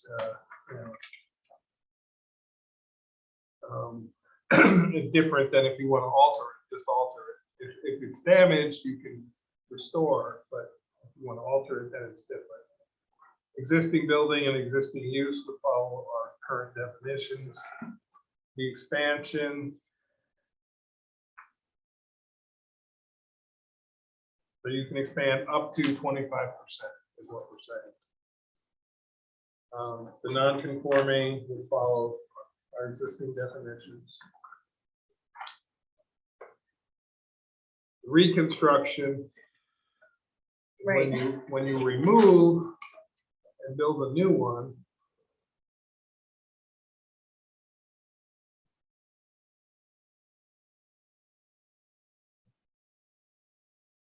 So you're saying you can't build a new one greater than 25% of the existing? Is that what this is saying?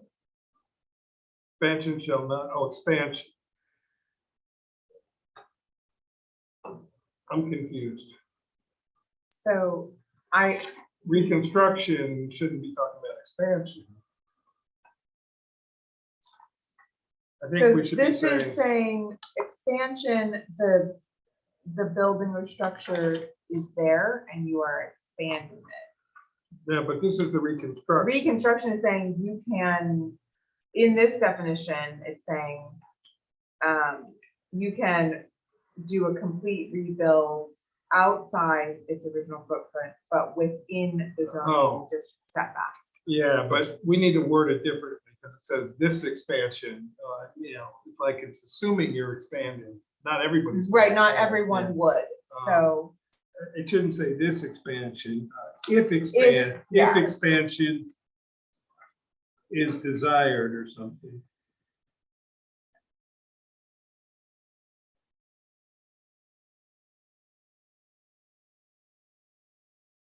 Desired is the wrong word. If expansion If is. the reconstruction expansion, If expansion of the original footprint is, Yeah, actually, the definition is weird. I wonder if we need to, because it says. I don't think this whole expansion thing should be in this definition. I think all it's trying to say is reconstruction is allowed and you can reconstruct outside of the original Right, by footprint, 25%. but within a specific. But we already say that yeah. in expansion. Under the definition. So I would Take just it out. say, we take it out of here. Reconstruction is reconstruction. Or we could say expansion. Well, because in this definition of expansion, it only applies to an existing structure. So how about we say expansion, extension of a pre-existing non-conforming use or reconstruction? There you go.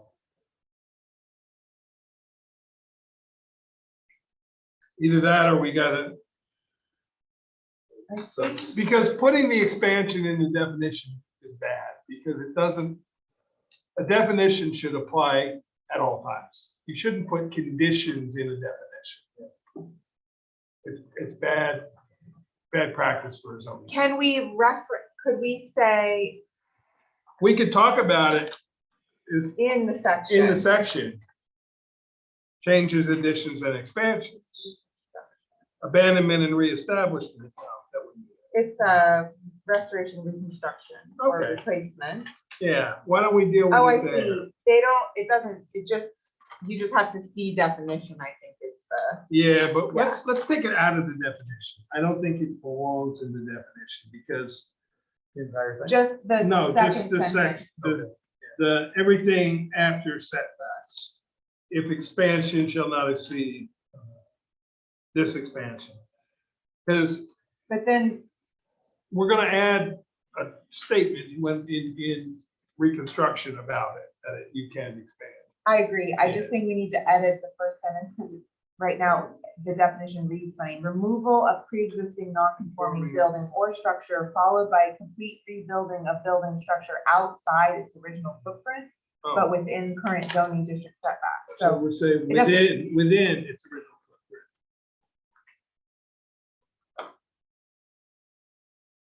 Within its original footprint or with it. I So- think no, the but whole then- idea is you can rebuild something and Right. make it a little bit bigger, but not a lot bigger. Well, but, yeah, but, But reconstruction should be within the original footprint. Yeah. In current zoning, because if it's outside the footprint within the zone. I think if you're if something Then it's not non-conforming. is you're reconstructing it, I think you should be able to build within the original footprint, even if it's outside the zone, the setbacks. I As see long what as you're you're not saying. exceeding. And then in our If you wanna, section, if we you wanna would say- expand it, then you have to meet setbacks. yeah, But if you're reconstruction, if you're building on the original footprint to the same size, right, Go ahead. yeah. yeah, So followed by a complete rebuilding of building structure within its original. yeah, footprint, okay. And just end there.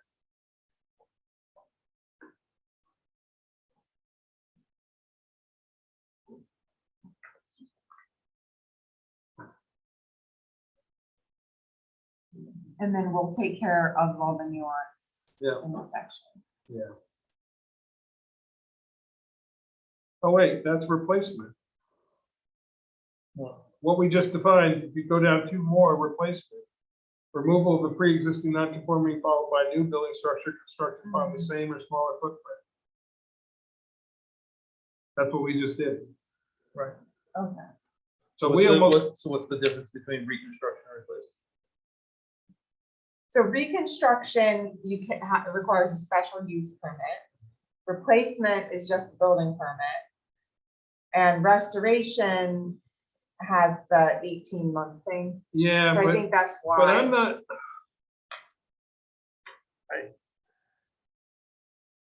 A reconstruction is an expansion, you know,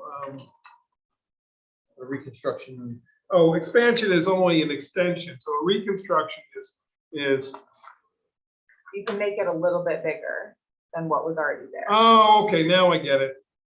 So replacement is what we just said for reconstruction. So removal of pre-existing core structure followed by a complete rebuilding out. How about we say, which may exceed the original footprint, but within current zoning district setbacks. This expand, and that's, It's like these degrees yeah, of, now I get it, now I get it. this one is the last one. Whereas replace, because this one requires a special use How about we call the definition reconstruction is a bad name. permit. Yeah. Um, I think it comes from the original code. Should we call it reconstruction with expansion? replacement with expansion. And then replacement without expansion is just replacement. Replacement with expansion, yeah. Because the replacement is, yeah, let's just get rid of the reconstruction, because reconstruction makes it sound to me like it's been damaged and you're building, you're fixing it. We call it replacement with expansion. We make a definition for that, and then we go back to the original definition. And then they sit nice and neat right next to one another. Yeah. And we can fix the rest, so we're gonna call it reconstruction with expansion, Replacement. Replacement. or replacement with expansion, sorry.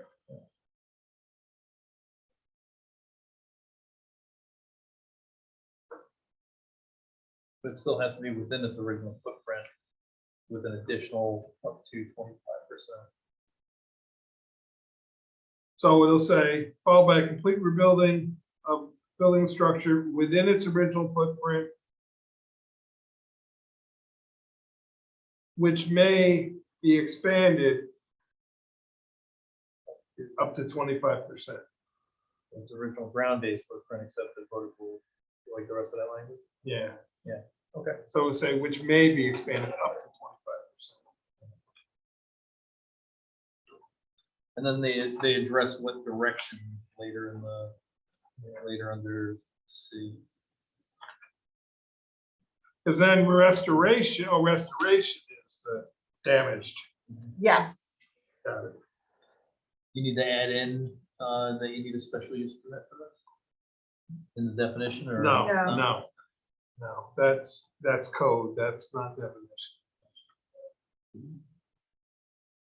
So then the normal maintenance and repair. We took off the replacing a roof because you do need you need a permit for replacing a roof.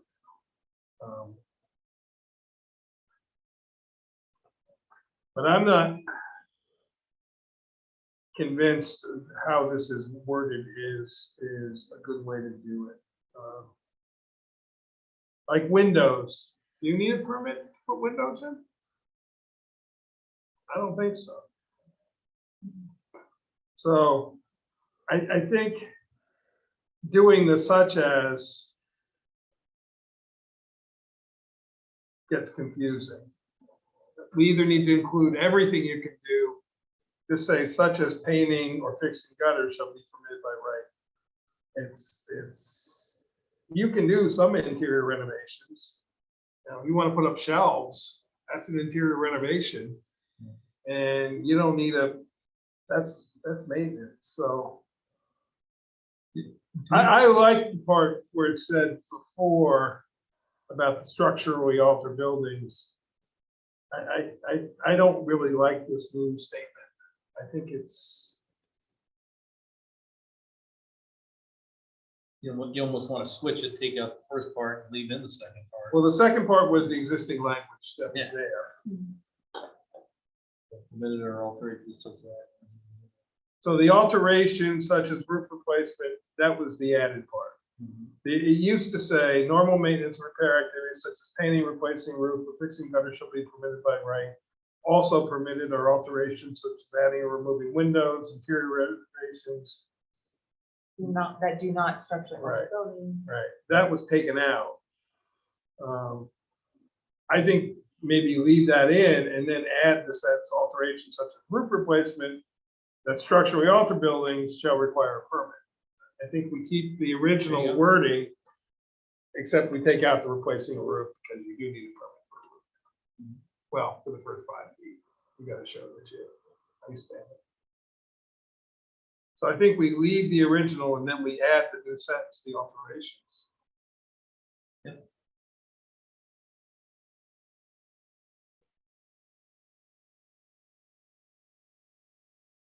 Does that make?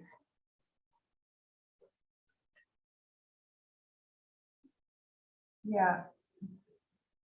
But we're just amending subsection A. Correct, Subsection B is staying the same, right, and that's just not. I see. yeah, Okay. yeah. See, the way I worded this one is I'm only showing the change. Yeah, got That's why I didn't have the 39.1.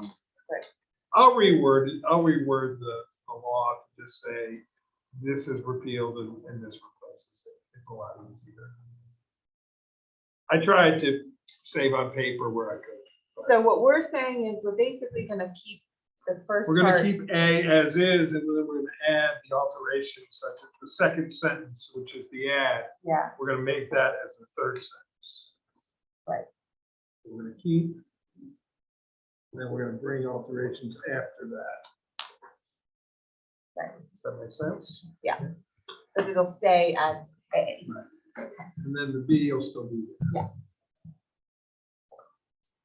Okay, Okay, so then the Then- restoration, reconstruction, and establishment. so we're deleting what's there and we're adding a whole new restoration, reconstruction, or replacement. Restoration of buildings or structures, the restoration, I'm just gonna go back to the definitions. The restoration is damaged. So what this So section within applies 18 to months- anything that's damaged. Yep. You can get a building permit. If it's a non-conforming. Right, oh, right, yeah, this doesn't apply to non. Reconstruction, Is what we were just and we're gonna saying is- change reconstruction to say replacement with expansion. Right, So we're gonna need to change the word reconstruction in the headline to replacement with- restoration, replacement, with or ex- replacement with expansion. You know, almost seems like replacement should come first. Yeah. Yeah.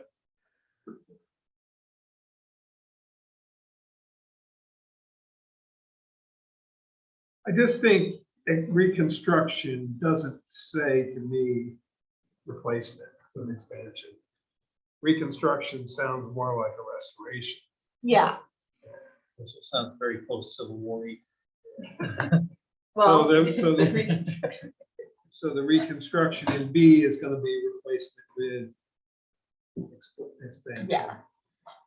And just so I keep it in the order, So B would become- B becomes C and C becomes B.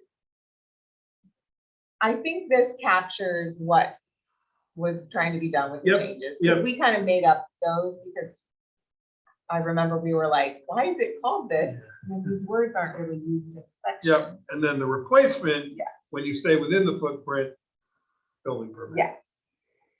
Yeah, I Got like this. You This is need- good because it's, Got it. you can really see the degrees of that. Okay, great. Now, the 140-42 we're amending, but the black is existing and Yes. the red is the change. Yeah. So I think I'm just gonna write these as replaced. I was doing it like this so the county could see what we were changing and what we weren't changing. So, Yeah,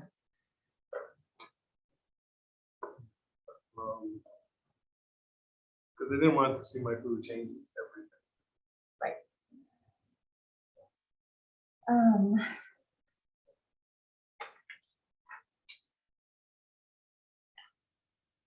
The no change, addition, or expansion shall result in more intense category of use. I agree. Get rid of that. Because if it's non-conforming, it's non. So if you're going to less non-conforming, it's still non-conforming. So the section that is taken out, I completely agree with.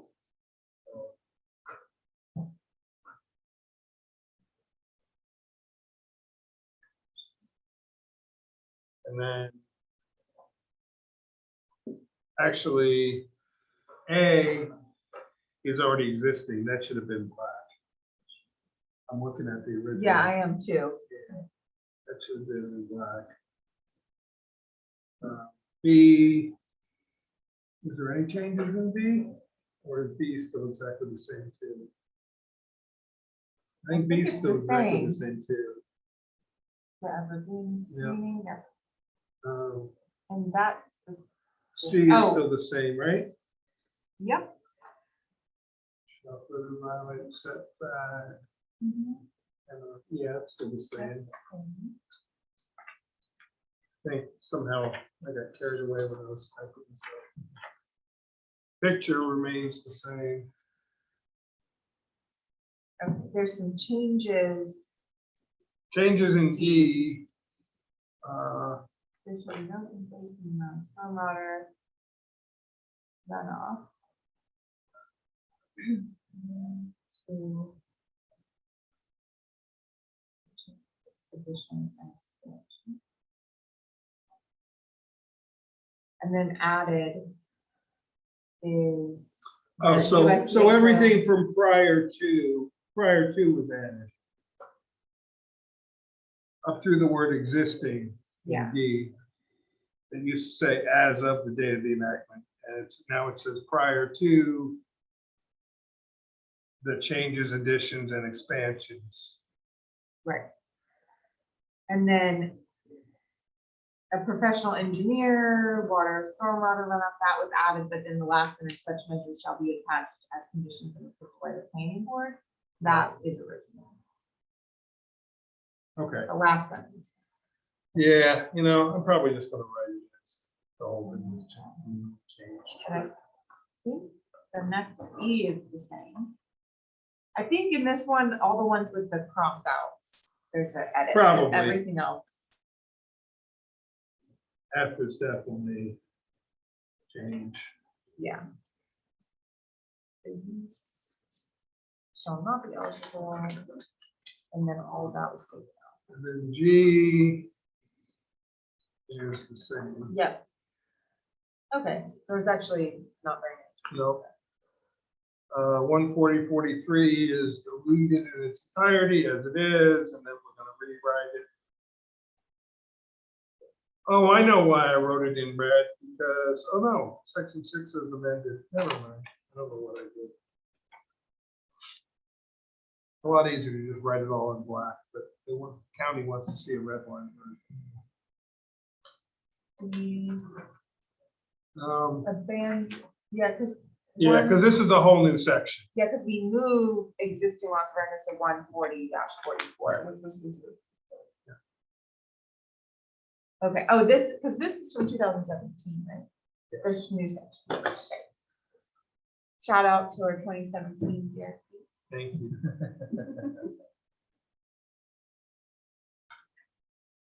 Yeah, so basically they're saying a non-conforming considered abandoning under any of the following circumstances.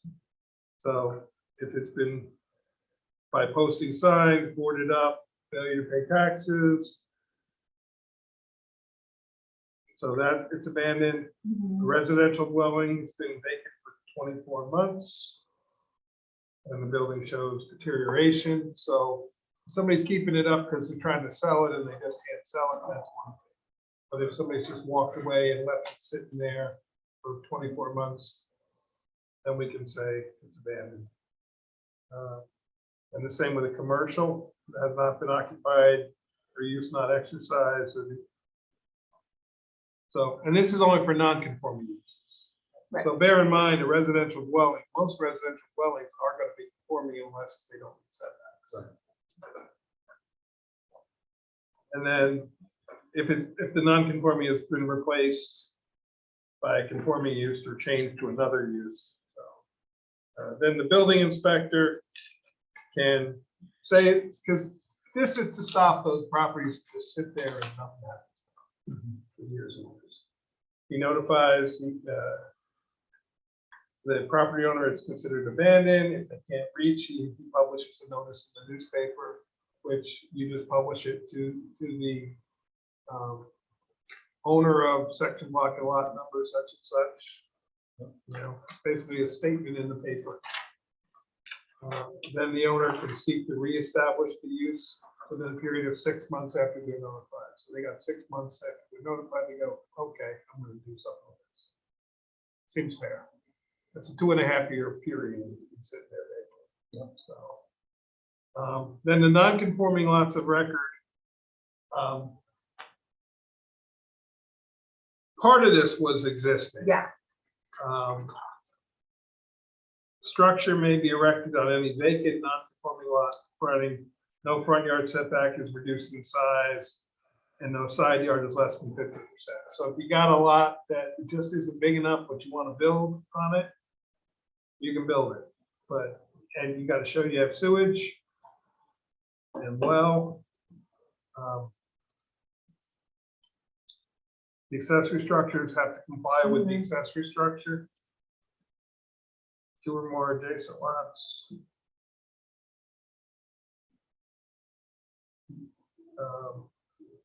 They have to be combined. So you got 2 lots side by side. That if you put them together, you'll have one conforming lot. If you want to build a structure on it, we can say you got to merge those lots together. Now the only pre-existing by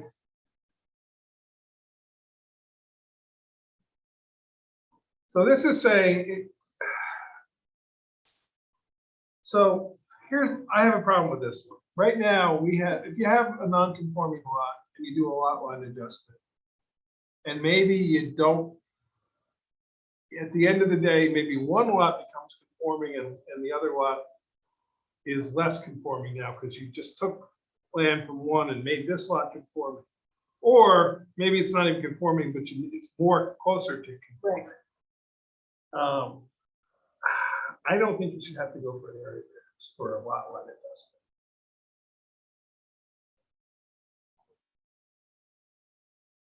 Oh wait, in common ownership, never mind. Because we currently allow, if somebody's doing a lot line adjustment, and even at the end of the day, if the non-conforming lot doesn't become more conforming, we let them, because it's getting closer, but they're often not owned by the same owner. Right. Sometimes they're 2 different owners. Right.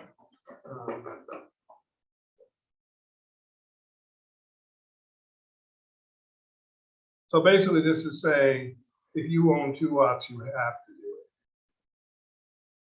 You have to combine it or get an area variance. I'm okay with that. Right. I had to read it through. That's what I had to do when I had the other two properties. Yeah. And I made one more non-conforming to accommodate Right. lot line adjustment. But in your case, because you own both, you had to go for an area variance, to the ZBA. right? Yeah. Okay. I'm okay with that. How do you feel about this with the changes we made? You think it's ready to? Yep. I'm just making a pile here. I think it's ready. Okay. Do you? That was strong.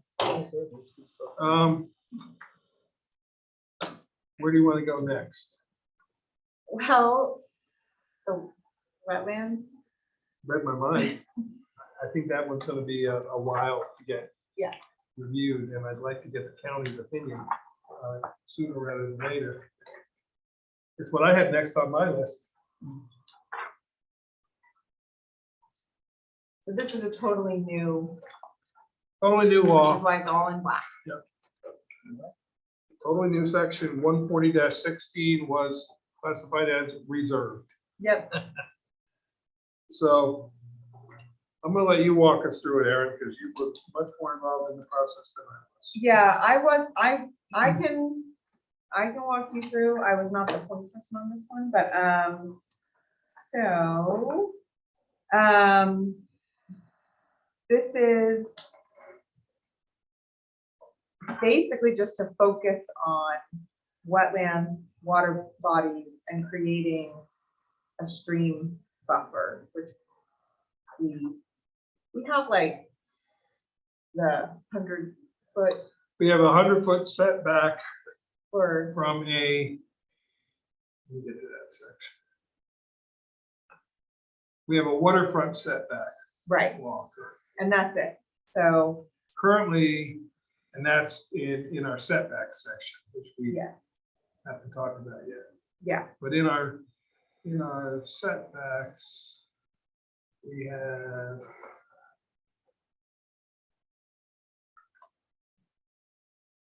(140:12).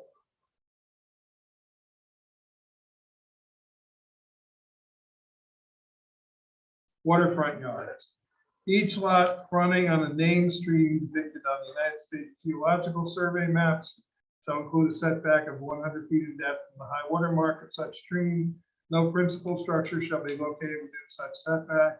Planning board be authorized to modify this requirement when necessary to accommodate reasonable use of properties outside the floodplain, provided other mitigating measures such as deed covenants, limiting clearing near the stream are employed to protect stream quality. so this goes further. So it includes different types of water bodies and it creates different types of buffers for different types of things. So it's more nuanced. And the point, the intent of this is to protect our water. In the purpose section,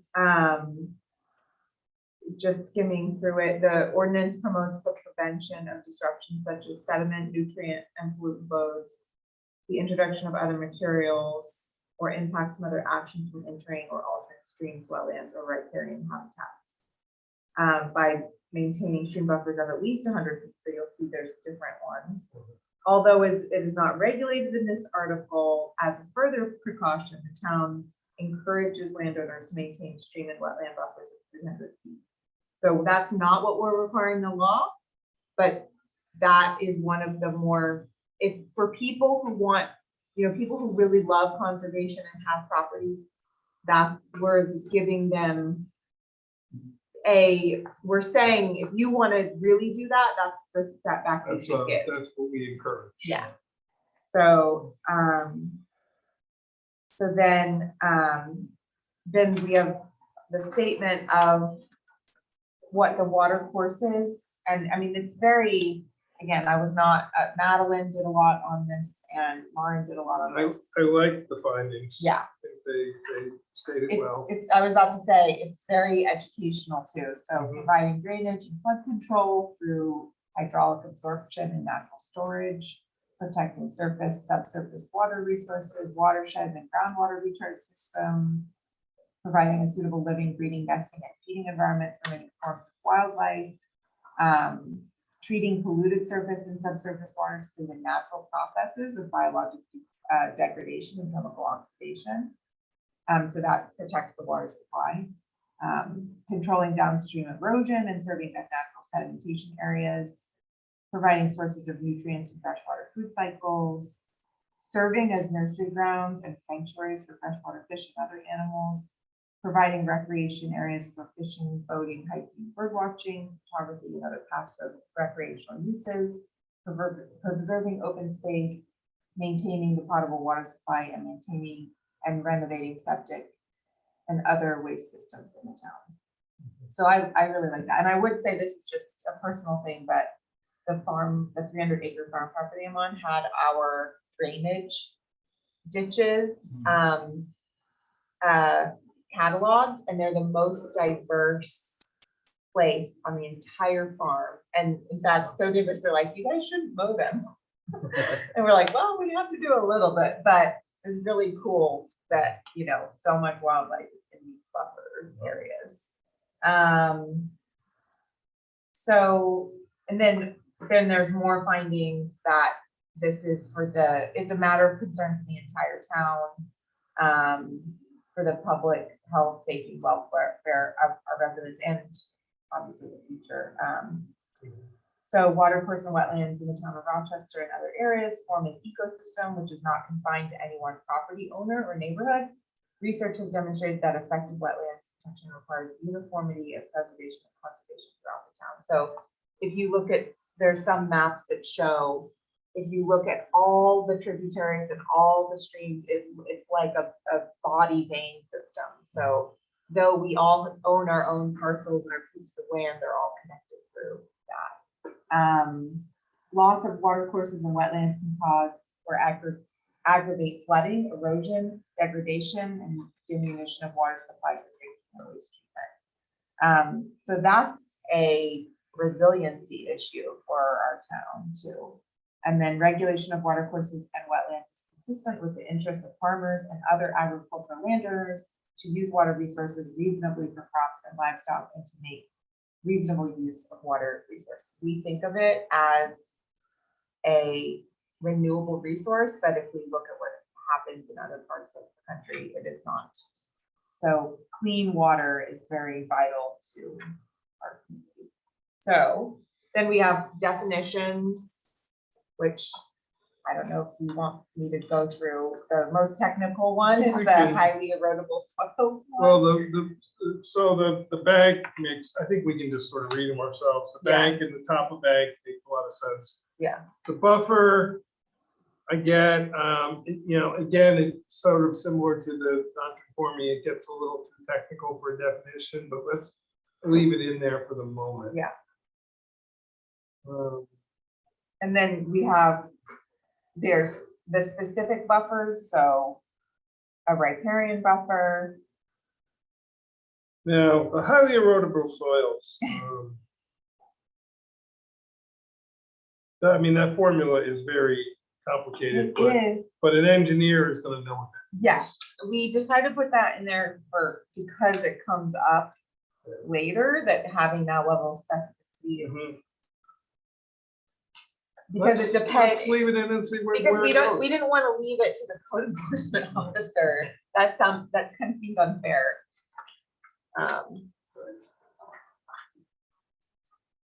And then hydric soil is a waterlogged soil. And this is, just to be clear, this is map wetlands or wetlands that are discovered. Because not every wetland is mapped. Right. The state and the federal make estimates of where they think wetlands are. But until you actually go out in the field and put it on paper, you don't know where the boundaries are. Right. Are you still in definitions or did you? No, I was just looking back Yeah. to see if this covers all wetlands. So, Oh, it's probably in the definition. yeah, well, after we get through the definitions, there is a definition. Now, I did make a couple changes from the way the ZRC had it the vegetation thing, there was like this overlap kind of thing that didn't make sense to me. The hydrophatic vegetation, I don't know if you have the original from the CRC handy. Oh, It kind of like jumped to something else, and then all of a sudden, this definition that was already in there kind of showed up again somewhere else. And so I combined it all into one place. okay. So these are very specific plans, and I think the reason why we put this in here is because it's one of the ways that you can identify a wetland is by the presence of these plants, because they would not be present anywhere else. So for some of the stuff, that can be actually pretty helpful. If you're looking at maybe an unnamed wetland. And then intermittent stream or water course. Now, my only concern about that is the first time, the first zoning committee back in 2008 had a lot of discussion about this. What we're concerned with is that somebody's got like a stormwater drainage ditch in front of their property. And, when it really rains and it comes off the road, there's water in there for a day or two and then it's gone. And we don't want that being considered an intermittent stream that then somebody's got to build 100 feet from. Right. And that's, So this one is the regulated kind that's represented Right. on the geologic survey. Yeah. okay, So, so it's on a geologic Yeah. survey. So a drainage ditch, like a stormwater drainage ditch at the edge of the road Right. is not going to be Right. considered this. Right. Okay, that's my concern, because you don't want somebody to suddenly have to build, when it's a 40-foot setback, and you got to build 100 feet because you got a drainage ditch there for you. right. It's an intermittent waterway. Yeah. But this is specifically regulated Yep. ones. And then perennial stream or water course. That one could be man-made, but it is represented on a, On a map, on a perfect. Yeah. Because those drainage ditches are not. yeah.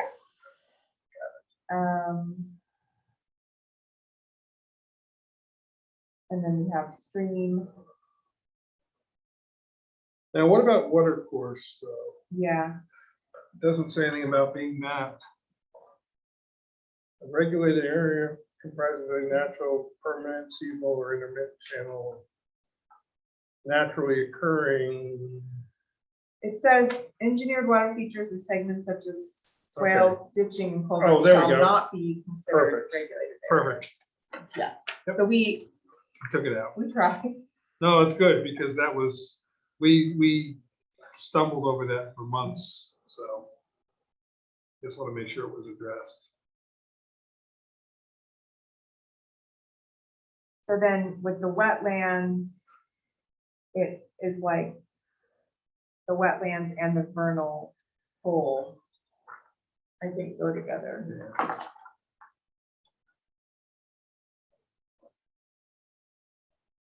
Vernal pools are really important. A lot of people don't consider them water areas because they're there a couple months out of the year. Right. But in the spring, they are really important to the habitat. Yeah.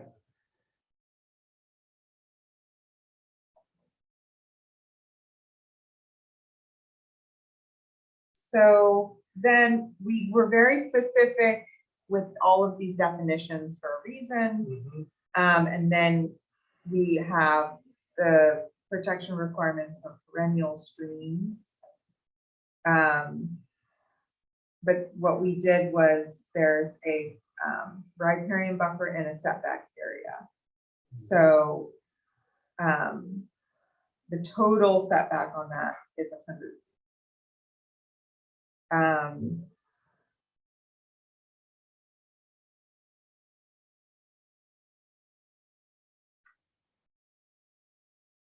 And then that has to be delineated on site plan maps and stuff like that.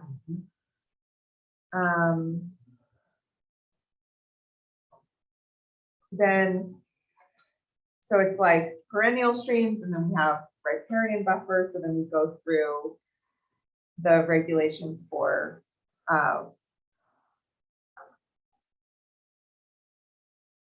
yeah, so that's the vegetative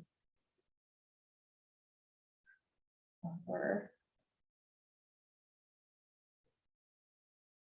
And I like that you allow a lot of uses within that 25%. Right.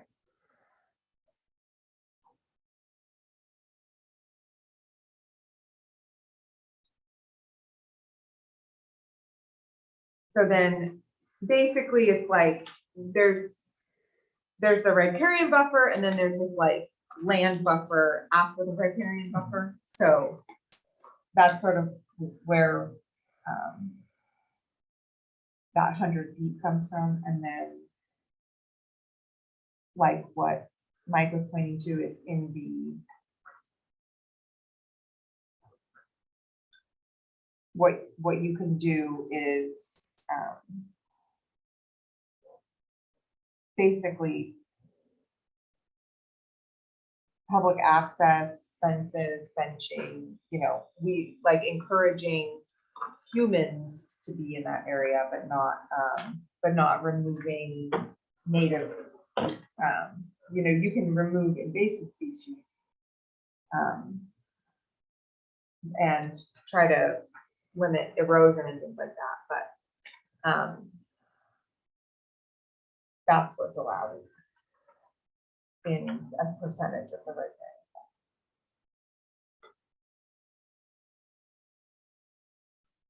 And then the setback area is, like I said, outside of that, so you can do everything that's in the riparian buffer in that area, but then also some minor recreational structures, like decks, picnic tables, playground equipment, small concrete slabs not to exceed 200 square feet, or occupy more than 10% setback area, landscaping, mowing, planting, or improvements that do not encroach upon the riparian buffer. So, and then no private wells within the riparian buffer. And then we have all the prohibited activities, which I think make a lot of sense, but no storage of hazardous materials, no portable toilets. Should we, actually, do we talk about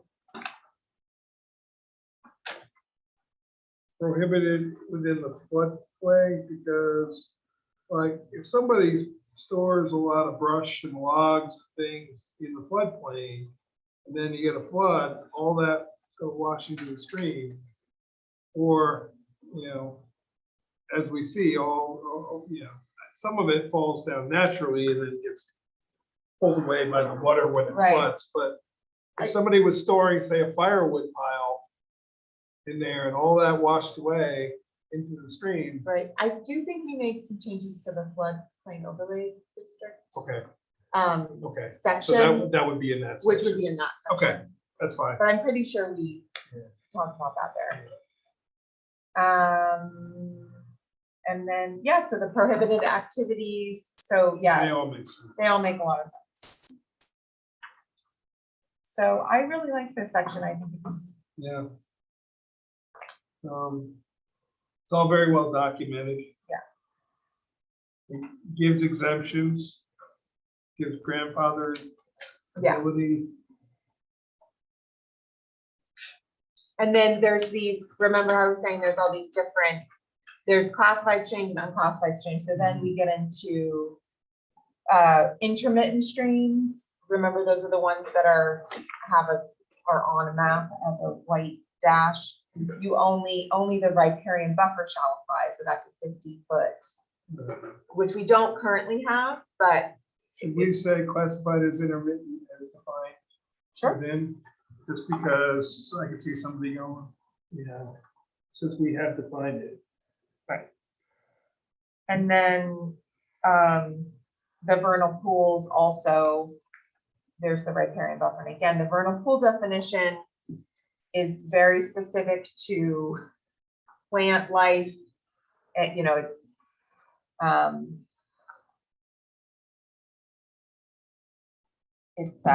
they're not, that's why these definitions are so specific. Because it's not just like some ponding that happens when it rains once. It's, And I really like that we included our references for the ordinance. Because Yes.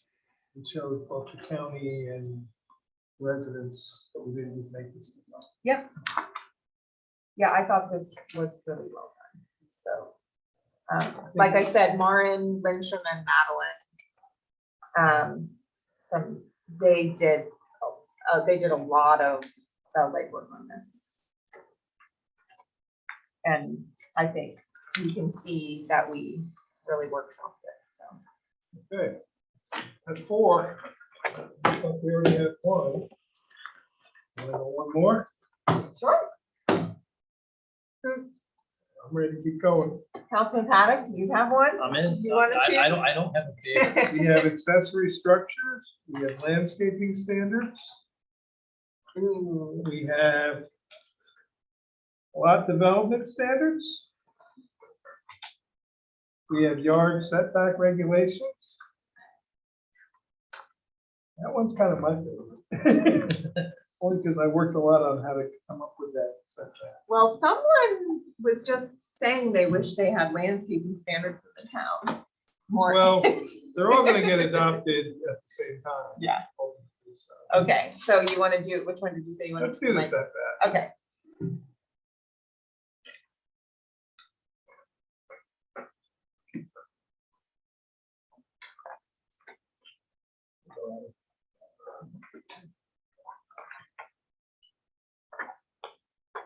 So the first part, I can speak to very, very well. And the zoning review committee from like 15 or 16 or whatever it was. We used to say, front yards measured from the edge of the road right away, assumed to be 50 feet in all cases where unknown. The assumed right of way should be measured from the center line of the roadway and establish a distance of 25 feet from each such center line. Many of our roads are roads by use, which are not 50 feet wide. They're whatever they happen to be. And our right of way is the paved area and the drainage ditch. And the sewer. That's it. So we wrote this, the 5 possibilities of roads in Ulster County, in the town of Rochester.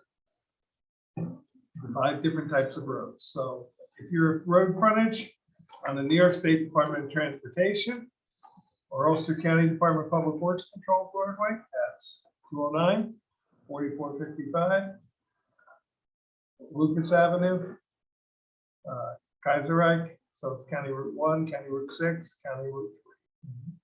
I think those are the, oh, and Granite.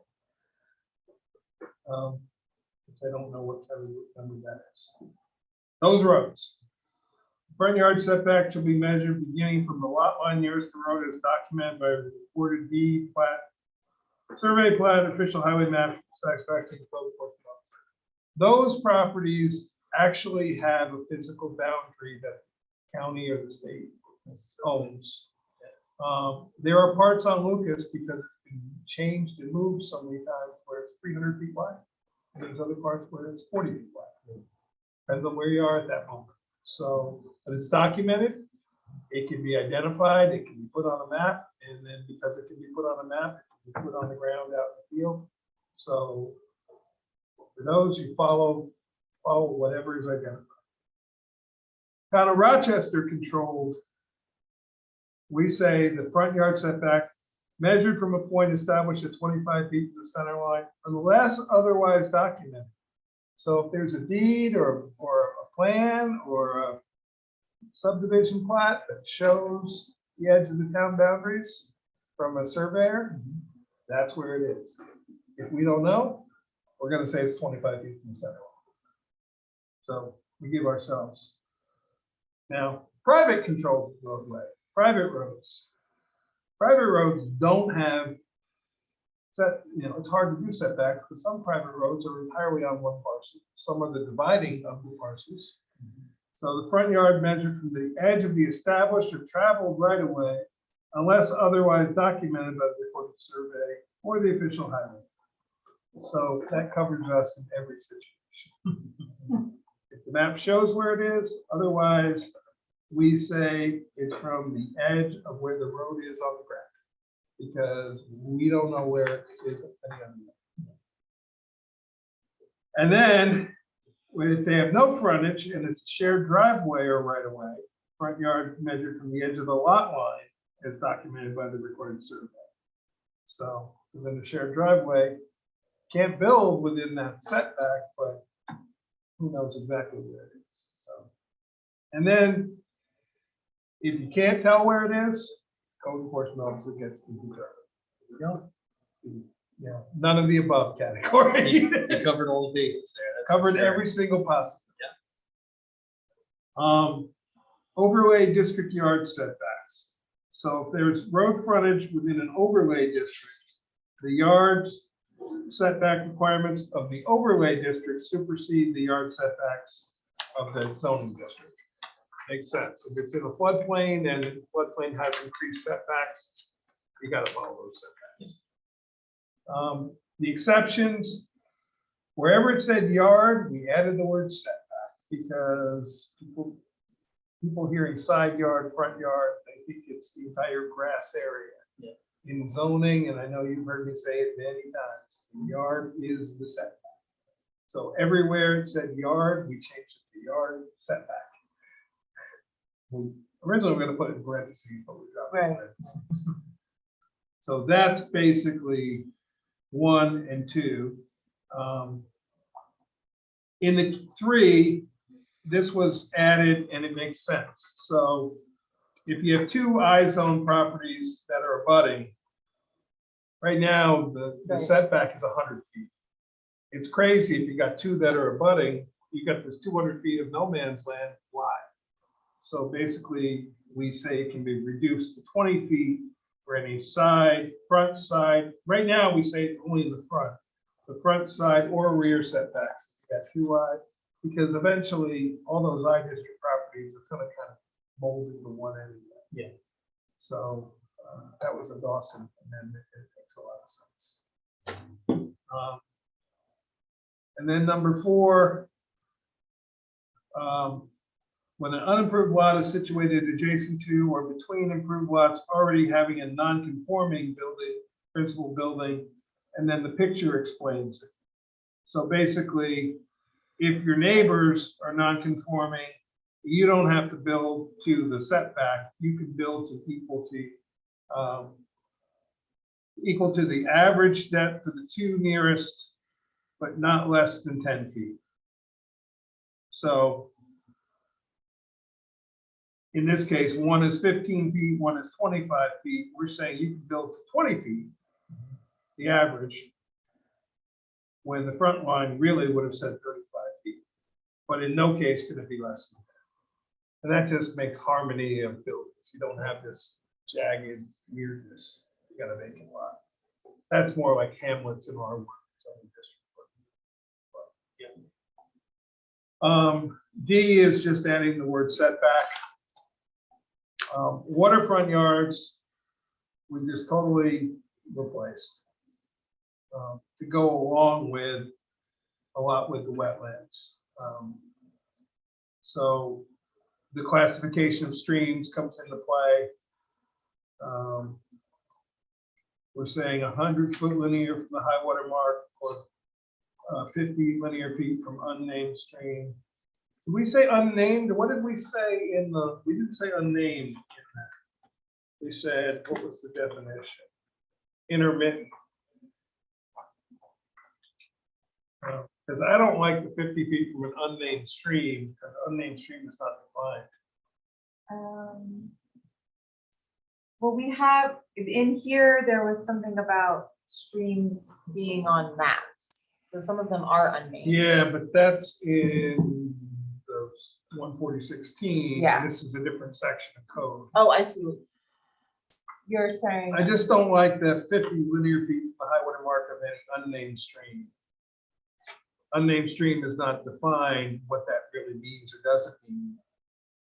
I'm talking about E2. Right. We would want it to be, We need to change unnamed stream to be more what we really want it to we could say stream as defined in 140-16. be. Should we say intermittent stream? As defined in 140-16? Because we don't define unnamed stream there either. We don't, it doesn't have to be named or unnamed, it just has to be represented as a Yeah. solid or dashed. See, I'm line. just concerned that there we run into the drainage ditch issue. If somebody says, well, that's an unnamed stream, when really all it is a drainage ditch Right, in E2. yeah, It's the definition of stream in here says periodically or continuously contains moving water. It's got all the everything else that goes along with it, but it's represented on the map. It says periodically. Well, that's that Periodically or definition, continuously. but we should look at the definition in the zoning Yeah. code, because this isn't specific to that section.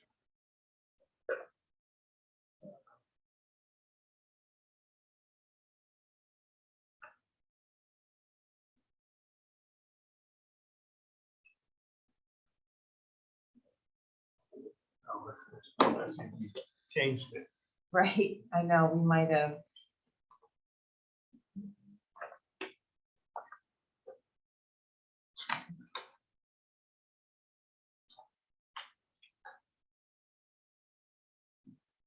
So we didn't change the definitions. Okay.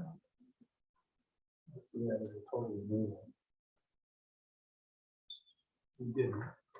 We said it existed.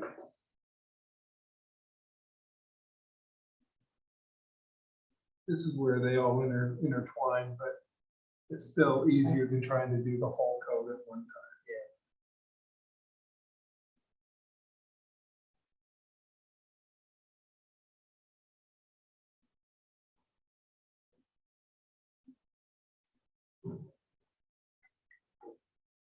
But we don't run straight.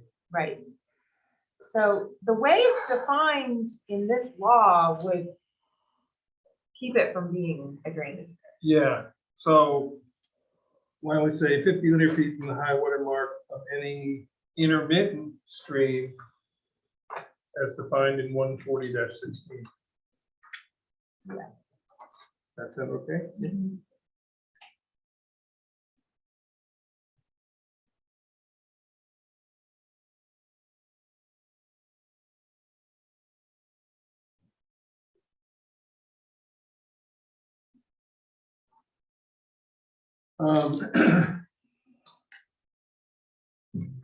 Three is still existing and saying basically if the planning board is reviewing some other, they can make accommodations. They can increase or decrease the buffer by up to 50%, provided the water quality is not impacted. So we're, rather than going for a variance, we're allowing the planning board to make those terms. Okay. 5 kind of falls in line with the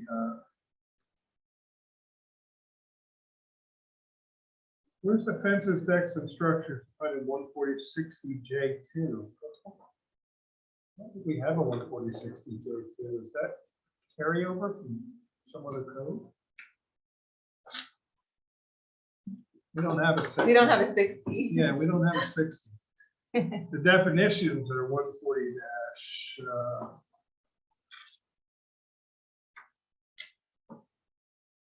Let me look. 140-4. Yeah, 4. yeah, but But do we have a definition for fences? We do. yeah, We have a definition for decks. I don't think we do. I thought we did in, oh, it is in there, permit requirements. 140-60. J2, portable structures of 144 square feet or less in size, which are unoccupied. Oh, and never unintended mind. For storage.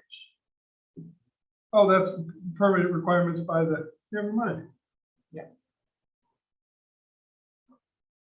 And they're defined in there. Yeah. Okay. Yeah, that's. I was like, that looks weird, but it's in there. Yeah. It's how it's in Flood district overlay. Cesspool is a 200-foot setback. Is that a PEC rule or is that something we just came up with? I'll leave it alone for the moment.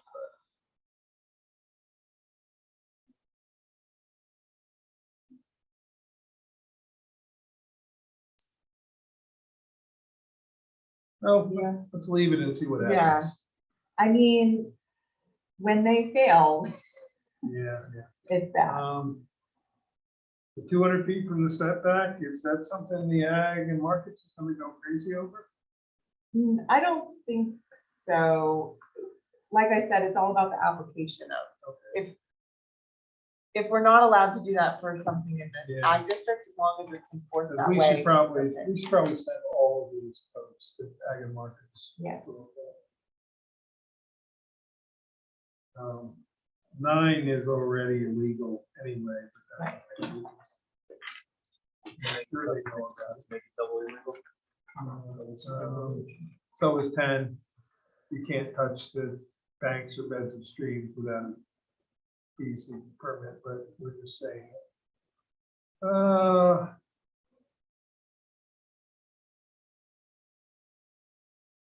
11.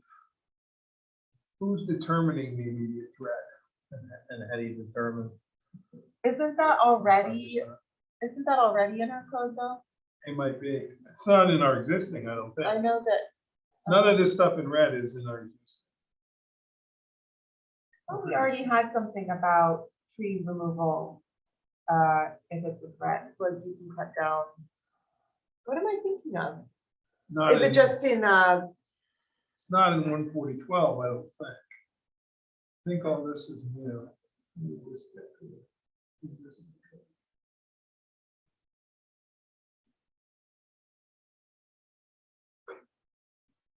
We had the waterfront. yeah, it's not in our existing code. I think, I thought there was something Yeah, somewhere the only else. thing is to plan new streets.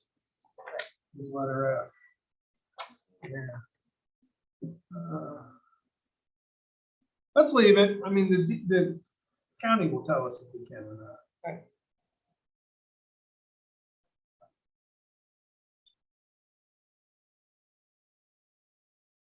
So I think it's pretty good. Yeah. Pretty straightforward. There you go. There you go. And you can always seek an area variance. 5. That's great. 1, 2, 3, 4, 5, and we already have the prohibitions, so that's 6. Yeah, and these are good 48. ones. These are really good ones. It's probably gonna be less than that, because like the non-conforming, I put the whole section into one code, even though it's a bunch of different chapters, because it all worked together. Does that have us on pace?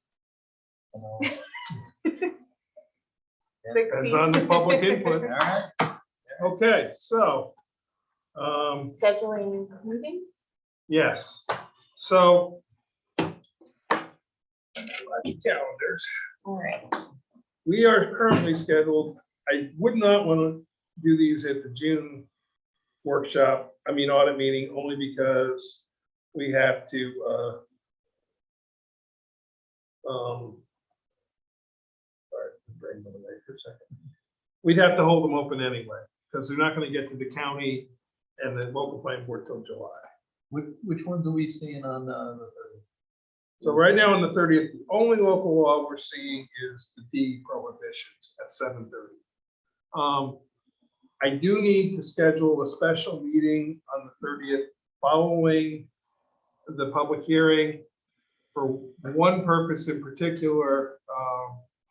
We have a ban that I just got notice Oh, okay. that comes due on the 1st of July. Which is the next day. Yeah, so we need to do a motion that I'm in the process of having rolling over part of it, paying part of it.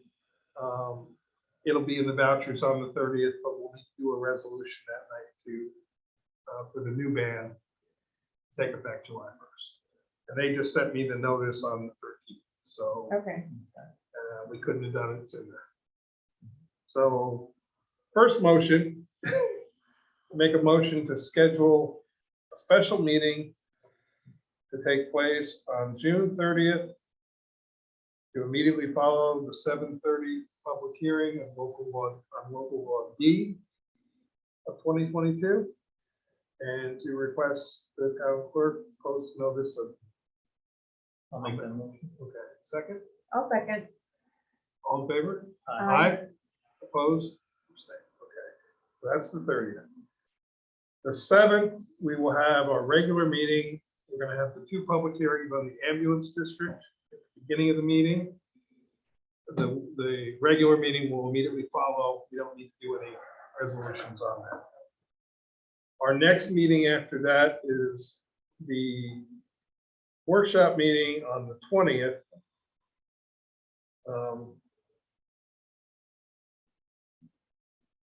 I may or may not be able to be here that day, but if you can be here and you can be here, because there's nowhere to move it around. The workshop meeting is pretty much locked in stone because of meetings surrounding us. The 28th, the audit meeting, I'd like to move that to the 27th, Wednesday. What I'm going to propose is this: do our public hearings first on the 27th. We'll reschedule the audit meeting to immediately follow the public hearings, so we can do public hearings, public can leave, we can pay the bills. Okay. And then there's no reason to have a special meeting that night because we're not going to adopt anything yet. We're just gonna, and by then we will have had all the changes back from the county. The only thing we might want to do is seeker. No, we can do seeker later. We can do seeker all of Which public hearings? it, for the ones that For we all just of these. decided Okay, I tonight. thought that's what you meant, Yeah. but I wanted to make So sure. we would have local law, I'm just talking this through right Yeah. now. We would have local law E, F, G, H, and I. Okay, so would we make that start at 6 or? At 6, Okay. and then we'll reschedule the. Or we can And we'll do this in a resolution. We'll cancel and then we'll Yeah. schedule. Well, we'll just reschedule. We don't even have to cancel it. We'll just Right. reschedule it to be held at such and such a time. But does the 27th work for everybody instead of the 28th? Sorry, I know. Okay. Let's do those resolutions. So first resolution would be, let's see, we did local D, where we left off. What do we want to do first? You want to take them in order of numbers? So we got 12, 14, 14-1, 16, and 39, 40. So local law E will be setback. Setbacks, yeah. So I'll make a motion to name chapter 140-12 yard setback regulations as local law E of 2022 and schedule public hearing to be held Wednesday,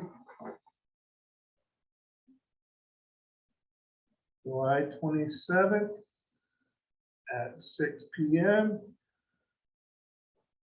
at the Harold Lipton Community Center, 15 Tobacco Road, Accord, New York, and to request the town clerk circulate notice of the public hearing. Do I have a second? I'll second. All in favor? Aye. Opposed? Next resolution. To request the town clerk send a request for comment, local law E. Actually, let's wait. We'll do all the local laws at once for the comment. We'll just set each public hearing separate. Okay, so next is local law F 2022. I'll make a resolution that chapter 140-14 agricultural use is renamed local law F 2022. And that a public hearing be set to immediately follow the public hearing for local law E on Wednesday, July 27th, 2022, be held at the Harold Lifton Community Center, 15 Tobacco Road, Accord, New York, and request the town clerk post notice of the public. I'll second. All in favor? Aye. Opposed? Next.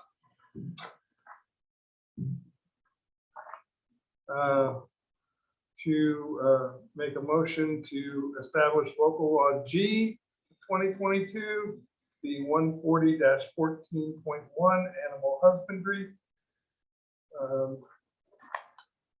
And a public hearing be set to be held on July 27th, immediately following the public hearing on local law F at the Harold Lifton Community Center, 15 Tobacco Road, Accord, New York, and request the town clerk circulate notice of public. Second. Go ahead. Oh, yeah. Yep. All in favor? Aye. Opposed? Abstained. That was G. Next. Make a motion for local law H of 2022 to be amending chapter 140-16 for a new addition, wetlands and stream buffer requirements. And that the public hearing be held on Wednesday, July 27th, 2022, immediately following public hearing, local law G of 2022. And at the Harold Lifton Community Center, 15 Tobacco Road, Accord, New York, and request the town clerk circulate notice of the public. I'll make the motion. I'll second. All in favor? Aye. Opposed? Chrissy, we can put these all in one. And the last is local law I of 2022, amending chapter 140, article 6, non-conforming uses and structures, and to schedule the public hearing on Wednesday, July 27th, 2022, to immediately follow public hearing H, or the public hearing on local law H of 2022.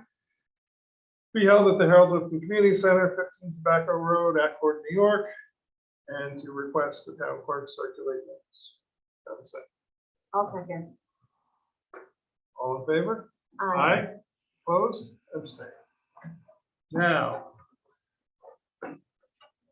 motion to request the town clerk circulate local law E of 2022, F of 2022, G of 2022, H of 2022, and I of 2022 to the Ulster County Planning Board, to the Town of Rochester Planning Board, and to the New York State Department of Agriculture and Markets for comment. I'll second that. I think that's all we have to do. Okay. Those three agencies. Yeah. Okay. All in favor? Aye. Opposed? Okay.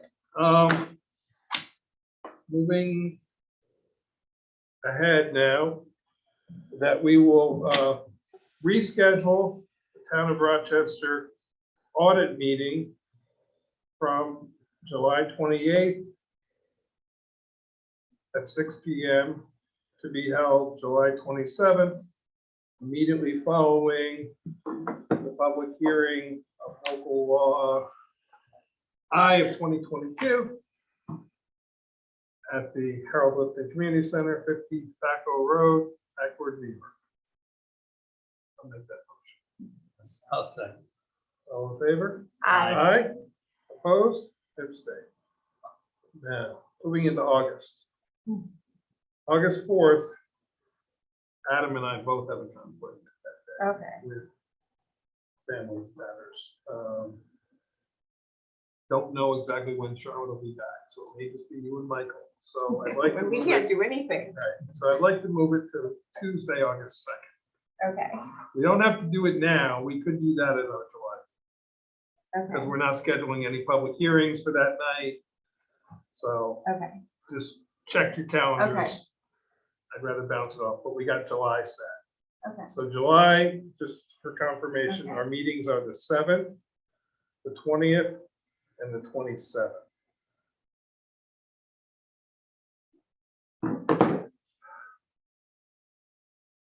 Okay? Okay. It is.